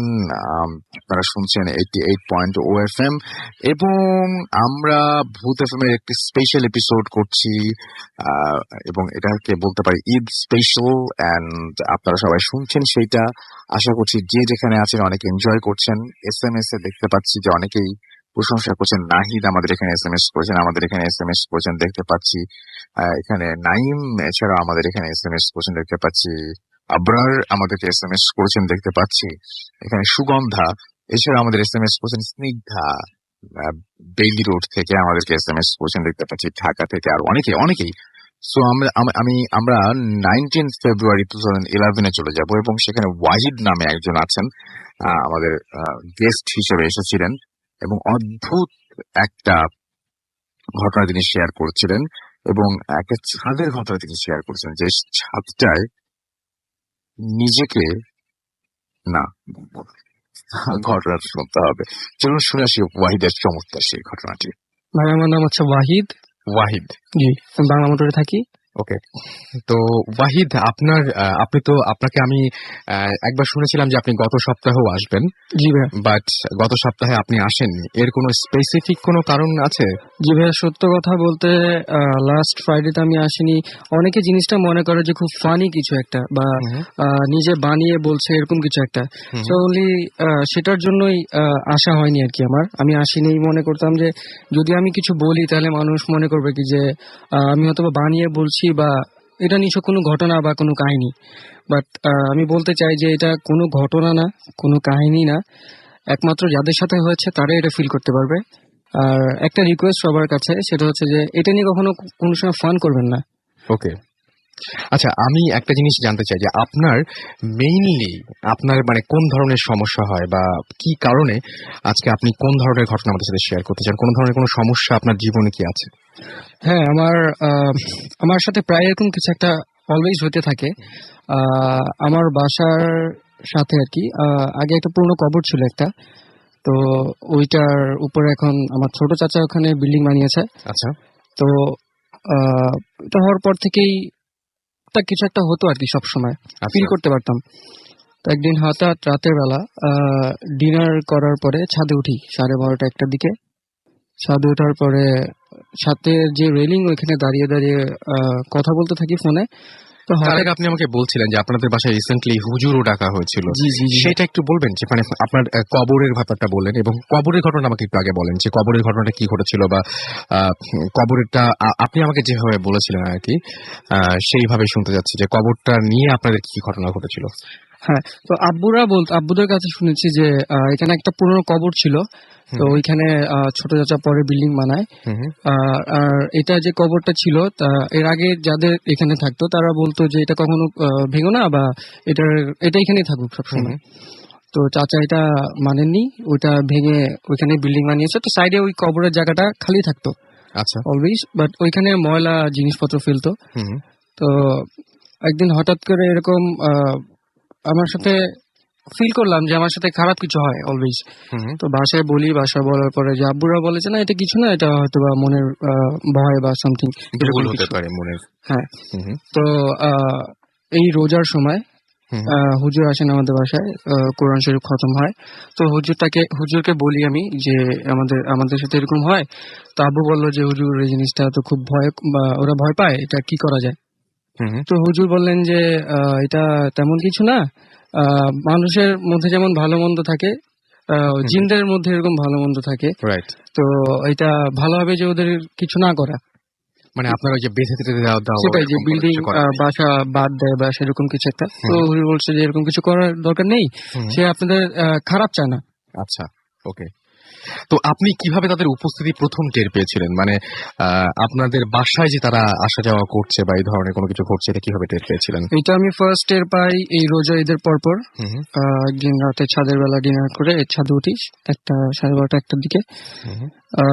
উঠে আমার ছাদের রেলিং এর পাশে দাঁড়িয়ে থাকি। তো আমার বাসা আর আমার সাথের বাসাটা একদম ক্লোজ, ছাদটা একদম ক্লোজ, এক ছাদ থেকে আরেক ছাদে যাওয়া যায়, এরকম ডিস্টেন্সটা হচ্ছে এরকম। তো ওই বাসায় আমার ছোটবেলার ফ্রেন্ড থাকে সাগর, একসাথেই ছোট থেকে বড় হয়েছি। তো হঠাৎ করে দেখি ওদের ছাদটা একদম অন্ধকার থাকে। আচ্ছা, তো হঠাৎ করে আমি মানে বুঝতে পারি যে ওই ছাদে দুজন হাঁটতেছে, কেউ আমাদের সাইজের। তো জিনিসটা দেখে খুব অবাক হই যে এত রাতে ছাদে আমাদের মতো দুজন, এই বিল্ডিং এ আমি আর ও ছাড়া আমাদের এই বয়সে কেউ নেই। আচ্ছা, তো মনে মনে ক্যালকুলেট করতে থাকি যে কে হতে পারে এটা। তো একটু ভয় লাগে তখন থেকেই যে এই দুইটা কে। তারপরে আস্তে আস্তে যখন সামনের দিকে দেখার চেষ্টা করি, তো দেখি যে হাঁটতে হাঁটতে দুজন ওই ওদের ছাদের কর্নারে চলে গেল। তো আমি আরেকটু ক্লোজ যাই আমার ছাদের, তো দেখার চেষ্টা করি যে এরা কে। তো ওরা যখন টার্ন নিয়ে আমার দিকে আসছিল, তো আমি আস্তে আস্তে ভয় পাচ্ছিলাম যে কারা এই দুইটা এত রাতের বেলা। তো হঠাৎ করে যখন ক্লোজলি চলে আসলো, তো একজন আমার দিকে তাকালো। আর ওইটা মনে হয়েছিল আমার জীবনের সবচেয়ে ভয়াবহ কোনো একটা রাত, আমি কখনোই ভুলবো না। তাকিয়ে দেখি একটা আমি, একটা সাগর। মানে আপনি আপনার নিজেকেই দেখতে পাচ্ছেন সামনের ছাদটায়। হ্যাঁ, আর এট দ্যাট টাইম আমি পুরো ঘামাই গেছিলাম, ভিজে গেছি ঘামে। আর মাইন্ডটা আপনার সোয়েটিং হচ্ছে। এক্স্যাক্টলি। আর এত ভয় পেয়ে গেছিলাম যে মাথা 1 মিনিটের জন্য একদম ব্ল্যাঙ্ক হয়ে গেছিল যে কি দেখলাম এটা। আমি বুঝতে পারতেছি যে আমার সাথে কিছু হচ্ছে, আমি কাঁপতেছিলাম লিটারেলি। আমি বুঝতেছিলাম যে আমার লেফট সাইডে সিঁড়ি নিচে যাওয়ার, বাট আমি এগোতে পারছিলাম না। আচ্ছা, জাস্ট 2 বা 3 সেকেন্ডের মতো ঘটনাটা হবে। আমি একদম ব্ল্যাঙ্ক হয়ে গেছিলাম 2-3 সেকেন্ডের জন্য যে আমি এটা কি দেখলাম। তারপরে সাথে সাথে নিচে দৌড় দিয়ে এসে বলি যে এরকম এরকম ব্যাপার। তো উপরে আসলো আমার সাথে আব্বু, এসে দেখে এরকম কোনো কিছু নেই। পরে বললো যে না এগুলো কিছু না, মনে হয়তো বা কোনো কিছু ভুল। বাট তার কিছুদিন পরে আমার ছোট আপু আবার ছাদে উঠে একদিন, ছাদে উঠে দেখে যে সেম কাহিনী, যে ওদের ছাদের কর্নারে 2টা বড় বড় গাছ আছে টবে। তো দেখে ছোট আপু হুবহু সেম একটা আপুকে দেখে হাসছে, মানে একদম উনি আবার ওনাকে সেম দেখছেন। হুবহু আপুকে দেখে হাসতেছে। আপু ও তখন অজ্ঞান হয়ে গেছিল। তার মানে এই ঘটনাটা শুধুমাত্র আপনাদের সাথে ঘটে এরকম না, এই ঘটনাটা আপনাদের মানে ফ্যামিলির আরো অনেক সাথে ঘটেছে। আচ্ছা, কোনো স্মেল বা এরকম কোনো কিছু পান? আরেকটা যেটা হয় আমি আপনাকে বললাম ভাইয়া, যে মাঝে মধ্যে আমার রুমটা হচ্ছে মানে একটা দেয়ালের সাইডে পুরোটা খোলা, মানে থাই গ্লাস করা, গ্রিল নাই কোনো। তো খুলে টুলে ঘুমাই সব। তো একদিন রাতের বেলা হঠাৎ আমার রুমটা স্মেলে ভরে গেল, ভালো সুন্দর স্মেলে। তো হঠাৎ করে স্মেল তো অবাক লাগার কথা। তারপরে আমি অ্যাজ ইউজুয়ালি ঘুমিয়েছিলাম। তো হঠাৎ করে দেখি যে আমার পায়ের কাছে কেউ বসলে একটা ফিল পাওয়া যায় না, যেমন যে সাথে কেউ বসছে আমার বেডে, ফিল করতে পারবো এক্স্যাক্টলি। তো আমি বুঝলাম যে আমার পায়ের কাছে কেউ বসছে। তো উকি দিয়ে দেখি কেউ নেই, কেউ নেই একদম। ওইখানে আমি কাঁথা নিচে ভিজে গেলাম আবার। তারপরে মানে কি বলবো, মানে এত ভয়ঙ্কর ছিল। আর আমার খাটটা আস্তে আস্তে ভাইব্রেট করছিল, এরকম আস্তে আস্তে হিল ছিল। তো আমি মনে মনে চিন্তা করলাম যে ভূমিকম্প হচ্ছে নাকি। তারপর আমার বেডের একদম সামনাসামনি হচ্ছে আমার পিসি টেবিলটা। তো ওর উপরে একটা পানির বটল ছিল। তো আমি ওটার দিকে তাকালাম যে পানি হিলছে নাকি, তাহলে তো বুঝতে পারবো যে ভূমিকম্প হচ্ছে নাকি। তারপর দেখলাম না, পানিটা হিলছে না, আমার খাটটাই হিলতেছে। ওকে, এত ভয় পাইছিলাম এট দ্যাট টাইম, আমি না উঠতে পারতেছিলাম না কিছু বলতে পারছিলাম, জাস্ট দোয়া পড়তেছিলাম মনে মনে। আর এটা মাঝে মধ্যেই আমার সাথে হয়। আচ্ছা, আপনাদের বাসায় শুধুমাত্র আপনি আপনার বোন ছাড়া আর কারোর সাথে কোনো কিছু ঘটেছে বা কেউ কোনো কিছু দেখেছেন? না, কেউ দেখে নাই, বাট এরকম ফিল করে অনেকে যে হঠাৎ করে রাতের বেলা ঘুমাচ্ছে, কিছু একটা পড়ে গেল, তাপাস করে পরে আবার উঠায় আবার পরে, এরকম হয়। এরকম মাঝে মাঝে মানে স্মেলে ভরে যায় ঘর। এই স্মেলটা এটা সবসময় হয়। এটা কি আপনি ছাড়া অন্য কেউ পায়? হ্যাঁ, আমার আম্মুও পাইছে। আপনার আম্মুও পেয়েছেন? সো এই ব্যাপারটা যখন আপনারা হুজুরকে ডাকলেন তখন হুজুর বলেন যে হুজুরের যে কথাটা, সেটা আমার কাছে একটা জিনিসই শুধুমাত্র মনে হলো যে উনি যেহেতু আপনারা ভালো স্মেল পাচ্ছেন, তো আমারও মনে হচ্ছে যারা আছেন বা যারা আপনি মনে করছেন যে কারো অস্তিত্ব খুঁজে পাচ্ছেন আপনি সেখানে, এবং আমার মনে হয় যে সেটা ভয়ের কিছু নেই। কারণ আমি শুনেছি যে ভালো আত্মা বা জিন যাই বলি না কেন বা যা কিছুই হোক না কেন, স্মেলটা নাকি তাদের ভালো হয়, মানে খারাপ হয় না অ্যাটলিস্ট। সো এটাতে মনে হয় এত ভয় পাওয়ার কিছু নেই। বাট আমি জানি যে আপনি বলবেন যে আসলে যাদের সাথে ঘটে তারাই, হ্যাঁ, তো মানে তারাই আসলে এই যে অনেকেই এক্সপেরিয়েন্স করতে চান এই ঘটনাগুলো, কিন্তু আসলে যাদের সাথে ঘটে তারাই বুঝতে পারেন যে ঘটনাগুলো কত ভয়াবহ হতে পারে, তাই না? সবসময় এটা এই জিনিসটা কিন্তু মানে একদম সবকিছু অন্যরকম হয়ে যায়। Exactly. Bhoot FM tonight.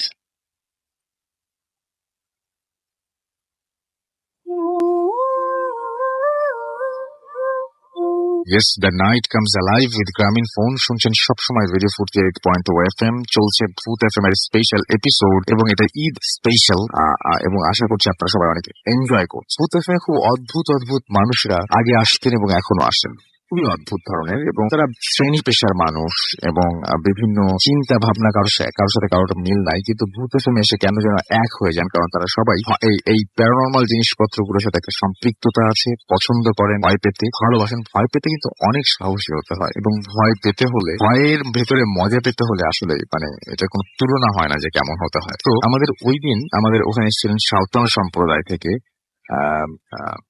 Elizabeth আপু, এবং তিনি তাদের বেশ কিছু ঘটনা শেয়ার করেছিলেন, এবং আমরা ওই ঘটনাগুলোর মাধ্যমে আমরা তাদের সম্পর্কে অনেক ভালোভাবে জানতে পারি, এবং অনেক ইন্টারেস্টিং ছিল সেটা, এবং আশা করছি আপনাদেরও ভালো লাগবে। এবং সেই জন্যই আমরা কথা না বাড়িয়ে সরাসরি চলে যাব ঘটনায়। এবং এটা হচ্ছে 2 এপ্রিল 2020। আমি আসলে সাঁওতাল সম্প্রদায়ের একজন মেয়ে। তো সেইভাবে আমাদের নিজেদের কমিউনিটির ভিতরে, আমাদের সংস্কৃতির ভিতরে কিছু কিছু ব্যাপার আছে যেগুলো হয়তো বা অনেকে জানেন না। তো আমি ভূত এফএম যেহেতু শুনি, সেই জন্য আমার মনে হয়েছে যে এই ধরনের কিছু ঘটনা আমি হয়তো শেয়ার করতে পারি। বিশেষভাবে কিছু কিছু ব্যাপার ছিল, যেমন রহনপুরের একটা কাহিনী ছিল, যে কাহিনীটাতে ছোট ছোট কিছু বামুন টাইপের লোকের কথা বলা হয়েছিল। তো যে কারণে আমার মনে হয়েছে যে আসলে এটা আমি জানি এই ব্যাপারটা। তো আমি কিন্তু মানে সত্যি কথা বলতে কি, যে আমি প্রথমে যখন রহনপুরের ঘটনাটা আপনি বলছিলেন না, ওটা আমি প্রথমে যখন শুনেছিলাম আমার কাছে খুব আজব লেগেছিল যে এমনও হয় নাকি, এটা কিভাবে সম্ভব। কিন্তু যখন আপনি বলছেন, শুধু আপনি না, আরো অনেকেই আমাকে ইমেল করলেন এবং ইমেল করে এই ঘটনাগুলো বললেন। তো এই ব্যাপারটা কি বলেন তো, এই যে সবাই যে বামন দেখেন, এটা কি ব্যাপার? আমি আমার ইমেলে আমি নামটা উল্লেখ করেছিলাম। আমরা এইগুলোকে বলি গুড্রবঙ্গা। আসলে বঙ্গা শব্দটার অর্থ হচ্ছে যে দেবতা। এটা অ্যাকচুয়ালি নেগেটিভ সেন্সেও বলেন বা ভালো দেবতা, তাও আমরা বঙ্গা বলি, it's like a common word. তো গুড্রবঙ্গার ক্ষেত্রে অ্যাকচুয়ালি অপদেবতা যদি বাংলা করতে চাই, বিকজ ওই ভদ্রলোক যিনি রাস্তায় দেখেছিলেন ছেলে মেয়েদের বাচ্চার মতো দেখতে, আমি পরবর্তীতে আমার মা এবং অন্যান্য ফ্যামিলি মেম্বার্স যারা ওল্ড, তাদের কাছ থেকে আমি ব্যাপারগুলো আরো ক্লিয়ার করে নিয়েছিলাম ফোন করার পর অ্যাকচুয়ালি। তো সেখান থেকে আমি জানতে পারলাম যে অ্যাকচুয়ালি যখন কেউ ইনভাইট করে তাদেরকে তার ফ্যামিলিতে, তখন হয় কি যে দুইটা ওয়েতে হয়। একটা হচ্ছে যে অনেকটা তারা মানে নিজে নিজে কোনো গৃহস্থের ঘরে চলে আসে। হ্যাঁ, এটাও হয়, মানে এটাও হয়, তারা নিজেরা চলে আসে জাস্ট ফর শেল্টার টাইপের কিছু। এটাতে কোনো রিচুয়াল কোনো কিছু দরকার নাই। এটাতে রিচুয়াল কোনো কিছু দরকার নাই। আর আরেকটা হয় যেটা হলো যে অনেক সময় রাস্তাঘাটে যখন দেখা যায় যে এরকম বাচ্চা টাইপের কিছু খেলতেছে, তখন কেউ যদি মানে ইন্টারেস্টেড হয়, তখন তারা বলে যে বাচ্চাটা তো খুব সুন্দর, আমি বাসায় নিয়ে গেলে কি যাবে আমার সাথে, এভাবে মানে একটু ইনভাইট করতে হয়। তখন হয় কি সে ওই পিছে পিছে তার চলে যায়, এবং যখন চলে যায় তো আমি যতটুকু জানি যে তারা ঘরেই থাকে, মানে এরকম না যে তারা মানে বাইরে কোনো লোক গেস্ট বা কেউ গেলে সহজে দেখতে পায় না। এবং যেহেতু এগুলো অপদেবতা, সাধারণত রাতের বেলা এটা অ্যাক্টিভ হয় বেশি। তো দেখা গেছে যে এরকমও কাহিনী হয় যে মানে আমাদের মধ্যে একটা রিচুয়াল আছে যেটা হয়তো বা আমি আগে জানতাম না, কিন্তু দেখছি কিন্তু বুঝতাম না কেন কাহিনীটা হয়। সেটা হলো যে আমরা যখন এক বাসা থেকে আর অন্য একটা গ্রামে মনে করেন যে বেড়াতে গেলাম, তখন দেখা যায় যে আমরা সাথে করে 1 বোতল সরিষার তেল নিয়ে যাই। এটা মানে একটা রিচুয়াল, বিকজ ঘুমানোর আগে যারা এটা জানে, মানে তারা করে কি ওই গায়ে হাতে পায়ে একটু সরিষার তেল লাগায় নেয়। এটার অর্থ হলো যে ওই বঙ্গারা আবার এই গন্ধটা সহ্য করতে পারে না। আচ্ছা, এটা কিন্তু শুধুমাত্র আপনি যেটা বলছেন যে আপনাদের ধর্ম বলেন বা সম্প্রদায় যেটা বলেন, এটা কিন্তু শুধু তাই না। আমি আজকেও এরকম হবে শুনবো আমরা যে এই যে জিন টিন যেগুলো আমরা বলি না, জিনের কথা বলি আমরা, জিনটার সময় অনেকে বলেন যেরকম নাকে সরিষার তেল দিয়ে দেয়। সরিষার তেল মনে হয় এই ধরনের, মানে আমি ঠিক জানি না, মানে যারা অলৌকিক কিছু তাদের সাথে মনে হয় সরিষার তেলের একটা দাকুড়মা সম্পর্ক আছে। হ্যাঁ, সরিষার ভূত একটা কথা আছে, সরিষার সাথে একটা রিলেশন নিশ্চয়ই হয়তো আছে। তো ওই সরিষার তেলটা মাখা হয়। তো মানে এটা আমার নানির একটা কাহিনী, যেটা খুবই এটার মতো মানে একটা নতুন এই টাইপের। তো এখানে উনি মানে বিয়ের দাওয়াত দিতে গেছিলেন। আমাদের মধ্যে আবার বিয়ের দাওয়াত কার্ডে দেওয়া যায় না, নোবডি উইল কাম, তো নিজেকেই যেতে হয়। তো ওইভাবে গেছিলেন, মানে সাথে একজন আরেক মহিলা ছিল আর ওর একটা ছোট বাচ্চা ছিল। তো মানে এটা বাড়ির লোকের যে গৃহস্থের, তার তো শিশু সন্তান হলে তো তারা তাকে খাবেই, বাট অন্য কোনো মেহমান আসলে তাদের সাথে যদি কোনো বেবি থাকে, সেটাকেও তারা মানে একটা খাওয়ার চেষ্টা করে আর কি, অপদেবতারা। তো ওনারা এরকম ফ্লোরিং করা হয়েছে, মাটির ঘর। তো ফ্লোরিং করার পরে দেখা গেছে যে মানে অনেক রাতে ওনারা সবাই ঘুমাচ্ছেন, তো গ্রামের লোকের ঘুম তো একটু পাতলা হয় আর কি। তো ওরা শুনেন যে মানে ওই যে বাড়ির মালকিন তার কাছে ওনার একই ফ্লোরে আর কি, তো ওখানে এসে এক মানে বাচ্চার ভয়েসে আর কি বলতেছে যে মানে আমাদের ভাষায় বলতেছে আর কি যে খিরেং জবা, ক্ষীরা, ক্ষীরা মানে ক্ষীরা না, হ্যাঁ, তো তার মানে বলতেছে মা মা ক্ষীরা খাবো। এটার অর্থ হলো মানে ক্ষীরাকে তারা সবসময় মিন করে বাচ্চা, মানে যেহেতু সাইজটা বেবিদের একটু ওরকমই, সো তারা ওইরকম করে বলতেছে। তো এই কথা শুনে তো মানে এনারা তো সব বুঝছে যে কাহিনীটা কি। তো ওই ভদ্রমহিলা যিনি আর কি বাড়ির মালকিন ছিল, উনি ধমক দিয়ে আর কি ওকে পাঠিয়ে দিচ্ছে যে মেহমানেরা এদেরকে তুমি করতেছো কেন, যাও, একদিনের জন্য আসছে, এরকম করে ভাগাই দিছে আর কি। তো এই ঘটনাটা খুবই রিয়েল। এবং এখন আচ্ছা, এই ব্যাপারটা এই যে মানে আপনি যেটা বলছেন, আমি তার সাথে একটা জিনিস খুব জানতে ইচ্ছা করছে যে যারা গৃহকর্তা থাকেন, হ্যাঁ, তারা কি এদেরকে আসলে মানে মেনটেন করতে পারেন? মেনটেন মানে কি যে কমান্ড করতে পারেন বা তাদের কন্ট্রোল করতে পারেন? হ্যাঁ, অবশ্যই পারেন। কারণ এটা হচ্ছে যে কমান্ডটা কি, এরা হচ্ছে যে একা একা তো কিছু করতে পারে না, এরা তো মানে ক্ষুধার্ত হয়ে যায় খাওয়ার জন্য। সো এরা ধরেন যে এটা প্যারাসাইটিক টাইপের, কারো উপরে নির্ভর না করলে এরা কিন্তু আসলে সার্ভাইভ করতে পারে না। সো প্রতিদানে তারাও যেটা আমি বলেছিলাম যে তারা আসলে ওই অন্য গৃহস্থের বাড়ি থেকে, তো কমান্ডের ব্যাপারটা এরকম ভাবে আসে, যদি ওকে বলে যে ওর বাসা থেকে তুমি আজকে আমাকে চুরি করে এনে দাও, মানে অনেক সময় শত্রুতাও থাকতে পারে। সো তখন করে কি যে ওদের কাছে ছোট ছোট মানে স্বর্ণের ছোট ছোট মানে বাটি টাইপের থাকে, ওরা করে কি 2-1 চাল বা 2-1 পয়সা যেটাই পায় ওইভাবে চুরি করে বাবা মার কাছে এনে দেয়। তাতে হয় কি মানে এটা আমার মাও দেখেছেন এরকম কাহিনী যে মানে তারা আস্তে আস্তে দেখা যায় যে দরিদ্র হয়ে পড়েন এবং হতদরিদ্র হয়ে পড়েন, কিন্তু উল্টা দিকে মানে অপরপক্ষ তারা মানে খুবই মানে অনেক সম্পদ কোনো না কোনো ভাবে তারা মানে যেই কাজই করে দেখা যায় যে ভালো হয়। কিন্তু সমস্যাটা ওইখানেই যে তাকে কন্টিনিউয়াসলি তাকে লালন করতে হবে, খাওয়া দাওয়ার একটা ব্যাপার করতে হবে। হ্যাঁ, ভয়ঙ্কর, খুবই ভয়ঙ্কর। এবং এটা সাধারণত দেখা যায় যে এটা এই কারণেই দেখা যায় যে অনেক জায়গায় মানুষ জানে শুনে যায় না কারণ জানে যে তাদের বাসায় এরকম একটা ব্যাপার আছে। হ্যাঁ, তো এই খারাপ ব্যবহার করে না তাদের সাথে, মানে একটা ব্যাপার আছে আর কি। মানে আমরা যেমন আমরা নিজেরাই আমার দাদার বাড়িতে যাই না, আমার মা খুব ভয় পান এই সমস্ত ব্যাপার। আচ্ছা, এরকম কখনো হয় যে তারা হয়তো খেপে গিয়ে বা তারা হয়তো মানে নিজেরা কোনো সময় গৃহকর্তাদের বিপক্ষে গেছে বা গৃহকর্তার ক্ষতি করেছে, এরকম সম্ভাবনা বা এরকম ভয়ের ব্যাপার থাকে নাকি? এরকম ভয়ের ব্যাপার থাকে, এটাও থাকে যে যদি আপনি ঠিক মতো তাদেরকে ধরেন মেনটেন করতেছেন না। যেমন আমার নিজের দাদার ক্ষেত্রে যেটা হয়েছে যে উনি মানে যখন পরপর অনেকগুলো ছেলে মেয়ে মারা গেল, ঠিক আছে, অনেক ছেলে মেয়ে মারা যাওয়ার পরে আমার বাবা যেটা বললেন যে একবার আমার দাদা এরকম মানা করে উনি মানে হাটে চলে গেছিলেন বা কোনো একটা কাজে, তো তারপরে উনি মানে দেখলেন যে উনি অনুমতি ছাড়াই তার একটা সন্তানকে ওইভাবে ইয়ে করা হয়েছে।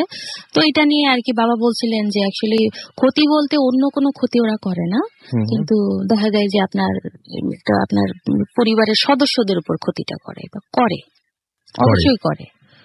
ওকে, সো পরিবারের এরকম ক্ষতি হয়, তার মানে এই ঘটনা সত্যি। আচ্ছা, একটা জিনিস সেটা হচ্ছে যে এই যে মানে আমরা যে ভূত প্রেত বা মানে অলৌকিক শক্তি যাই বলি না কেন, আমরা এক একজন এক এক কথা বলি। তো অনেকে আছে যে অনেকে মানে আমরা কাউকে বিশ্বাস বা অবিশ্বাস কোনো কিছু করতে বলছি না, তো মানে আপনার কাছে পার্সোনালি কি মনে হয়, এই যে অলৌকিক কোনো জগৎ আছে কি নাই, এটা কি মনে হয়? অলৌকিক জগৎ আছে, এটা আমি 100% বিশ্বাস করি। প্লাস আরেকটা বিশ্বাস করি, সেটা হচ্ছে যে ব্ল্যাক ম্যাজিক, যেটা আমাদের কমিউনিটির ভিতরে আছে। আমি হয়তো আপনাকে ফোনে বলেছিলাম যে ডাইনি বিদ্যা, যেটা এখন ব্ল্যাক ম্যাজিক আপনার সারা বিশ্বে এটা সবাই জানে যে এটা আছে।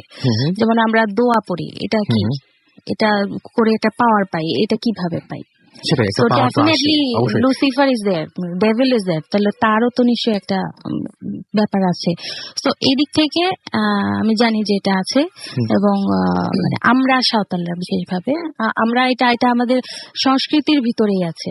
সো আমরা এটা অস্বীকার করতে পারি না, এবং এটা আমাদের আমরা মানে এক্সপেরিয়েন্স করি ডে টু ডে লাইফে অনেক সময়। সো আমরা যে ধর্মাবলম্বী হই না কেন, যেহেতু এটা আমাদের একটা কালচারের ভিতরে আছে, আমরা এটা বিশ্বাস করি। আচ্ছা আপু, আপনার কি আর কোনো ঘটনা আপনার শেয়ার করার মতো আছে কিনা আপনাদের ওইখানে জানা বা শোনা, এরকম কিছু, রহনপুরেই হোক সেটা বা দিনাজপুরে হোক বা আপনি ইন্ডিয়ায় ছিলেন অনেকদিন সেখানে হোক, এরকম কোনো ঘটনা কি আছে নাকি আর? আহ, ঘটনা বলতে আমি ওই আমাদের কমিউনিটিরই আরেকটা কালচারের কথা বলছিলাম, যেটা ছিল ডাইনি বিদ্যা, সেটা।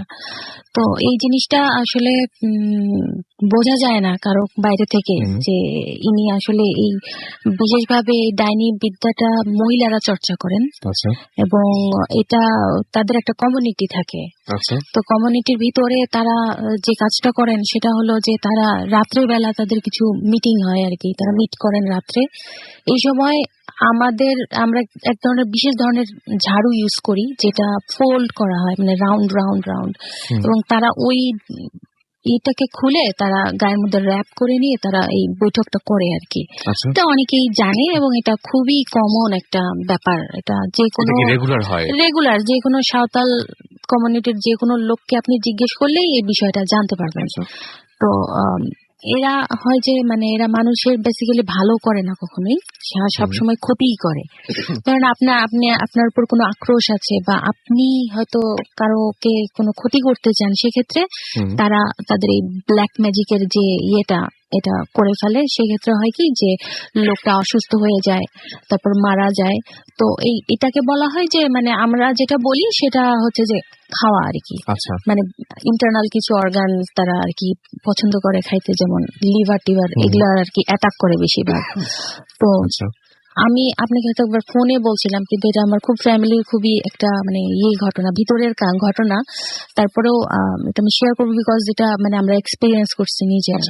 সেটা হলো যে আমার বাবা কথা বলছিলাম আপনাকে, যে উনি এখন নাই, কিন্তু ওনার মানে এটা শেষ দিকের একটা ঘটনা, যতদিন বেঁচে ছিলেন। তো উনি মানে আমি আগেও বলেছি যে আমরা দাদা বাড়িতে যেতাম না, এবং আমার জেঠু উনিও মারা যান এবং আমার বাবা একা ছিলেন। তো বাবা চিন্তা করলেন জেঠু মারা যাবার পরে যে মানে বিষয় আশয়গুলো ভাবে পড়ে আছে, কেউ তো নাই এক দেখার, তো এগুলোকে একটু বিলি বন্দোবস্ত করে তারপরে এগুলা ঠিকঠাক করে রাখা উচিত, এটা মনে করে উনি গেলেন দিনাজপুর থেকে গাইবান্ধা গেলেন। তো গাইবান্ধা যাওয়ার পরে এই জিনিসটা কিন্তু তার যে ওখানে শরীক বা অন্যান্যরা ছিলেন, হ্যাঁ, এটা তারা সহজভাবে নেননি। সহজভাবে নেননি এবং তাদের ভিতরে যে এই ধরনের একটা ব্ল্যাক ম্যাজিকের টেন্ডেন্সি আছে এটা আমরা জানতাম, বাট এটা যে এরকম ভয়ঙ্কর কিছু হয়ে যাবে এটা আর আমরা কেউ ভাবিনি। এবং এখানে কাজকর্ম সেরে আসার পরে বাবা ফিরে আসার পর থেকে অসুস্থ হয়ে পড়েন। মানে অসুস্থতাটা এমন যে মানে উনি মানে খুব তাড়াতাড়ি ওনার মানে শারীরিক অবস্থার অবনতি হতে থাকে। তো সেক্ষেত্রে ডাক্তারের চিকিৎসা তো চলছিল, কিন্তু যেহেতু আমরা জানি যে এরকম একটা ব্যাপার আছে, তো আমি দেখেছি যে বাবা যেদিন মারা যান সেদিন পর্যন্ত আমাদের বাসায় একজন কবিরাজ ছিলেন, মানে কনসাল্টিং এর জন্য, প্লাস অন্যান্য জানি না বিভিন্ন ধরনের কর্মকাণ্ড চলছিল। মানে ওনারা জানতেন যে বিষয়টা এরকম হচ্ছে। কিন্তু বাবা মারা যাবার পরে যেটা আমরা জানতে পারি, মানে পরে মা আমাদেরকে বলেন, মাও আমাদের কাছে বলেন না এই বিষয়টা, সেটা হচ্ছে যে বাবা ছিলেন ডায়াবেটিসের রোগী, যার কারণে তাকে মাঝে মাঝে রাত্রে উঠতে হতো। তো গ্রাম ছিল, সো মানে টয়লেটটা ছিল বাইরে, তো উনি প্রায় মাঝে মাঝে উঠতেন। তো একদিন মানে উনি ওইভাবে মানে রাত প্রায় 2টা-2:30টার দিকে, গ্রাম তো মানে এটা তো গভীর রাত, তো উনি ওই সময় মানে হাঁপাতে হাঁপাতে দৌড়াতে দৌড়াতে পাশের মানে গ্রামে, মানে একটা পাড়ার মতোই, ওখানে আমার আবার মামার শ্বশুর বাড়ি, তাদের বাসায় গিয়ে মেইন দরজায় খুব মানে ধাক্কাধাক্কি। তো সেই সময় উনি আর কি মামার যে শ্বশুর মশাই উনি উঠে আসে, জিজ্ঞেস করেন, মানে দরজা খুলে দেখে যে আমার বাবা এরকম হাঁপাইতেছে। তখন জিজ্ঞেস করে যে কি হয়েছে, তখন বলে যে ঘরে ঢুকানোর পরে বলে যে আমি এরকম উঠছিলাম, তো দেখি যে উঠানের উপরে এরকম বসছে, সভা বসছে ডাইনিদের, হ্যাঁ, এবং তারা সবাই মিলে একযোগে আমাকে তাড়া করছে, এবং তাদের তাড়া খেয়ে আমি এখানে চলে আসছি। তো তারপরে তো সে আর ভয়ে যাইতে পারে না বাবা, সে ওনাকে নিয়ে আসে রাতে, নিয়ে আসার পরে তো মানে এই জিনিসটা উনি যে দেখে ফেলছে, প্লাস একটা আক্রোশও ছিল হয়তো বা, তারপর থেকে তারা মানে বলে দিছিল যে 3 মাস উনি বাঁচবেন, তারপরে আর বাঁচবেন না, এবং এক্স্যাক্টলি আফটার 3 মান্থস উনি মারা গেছিলেন।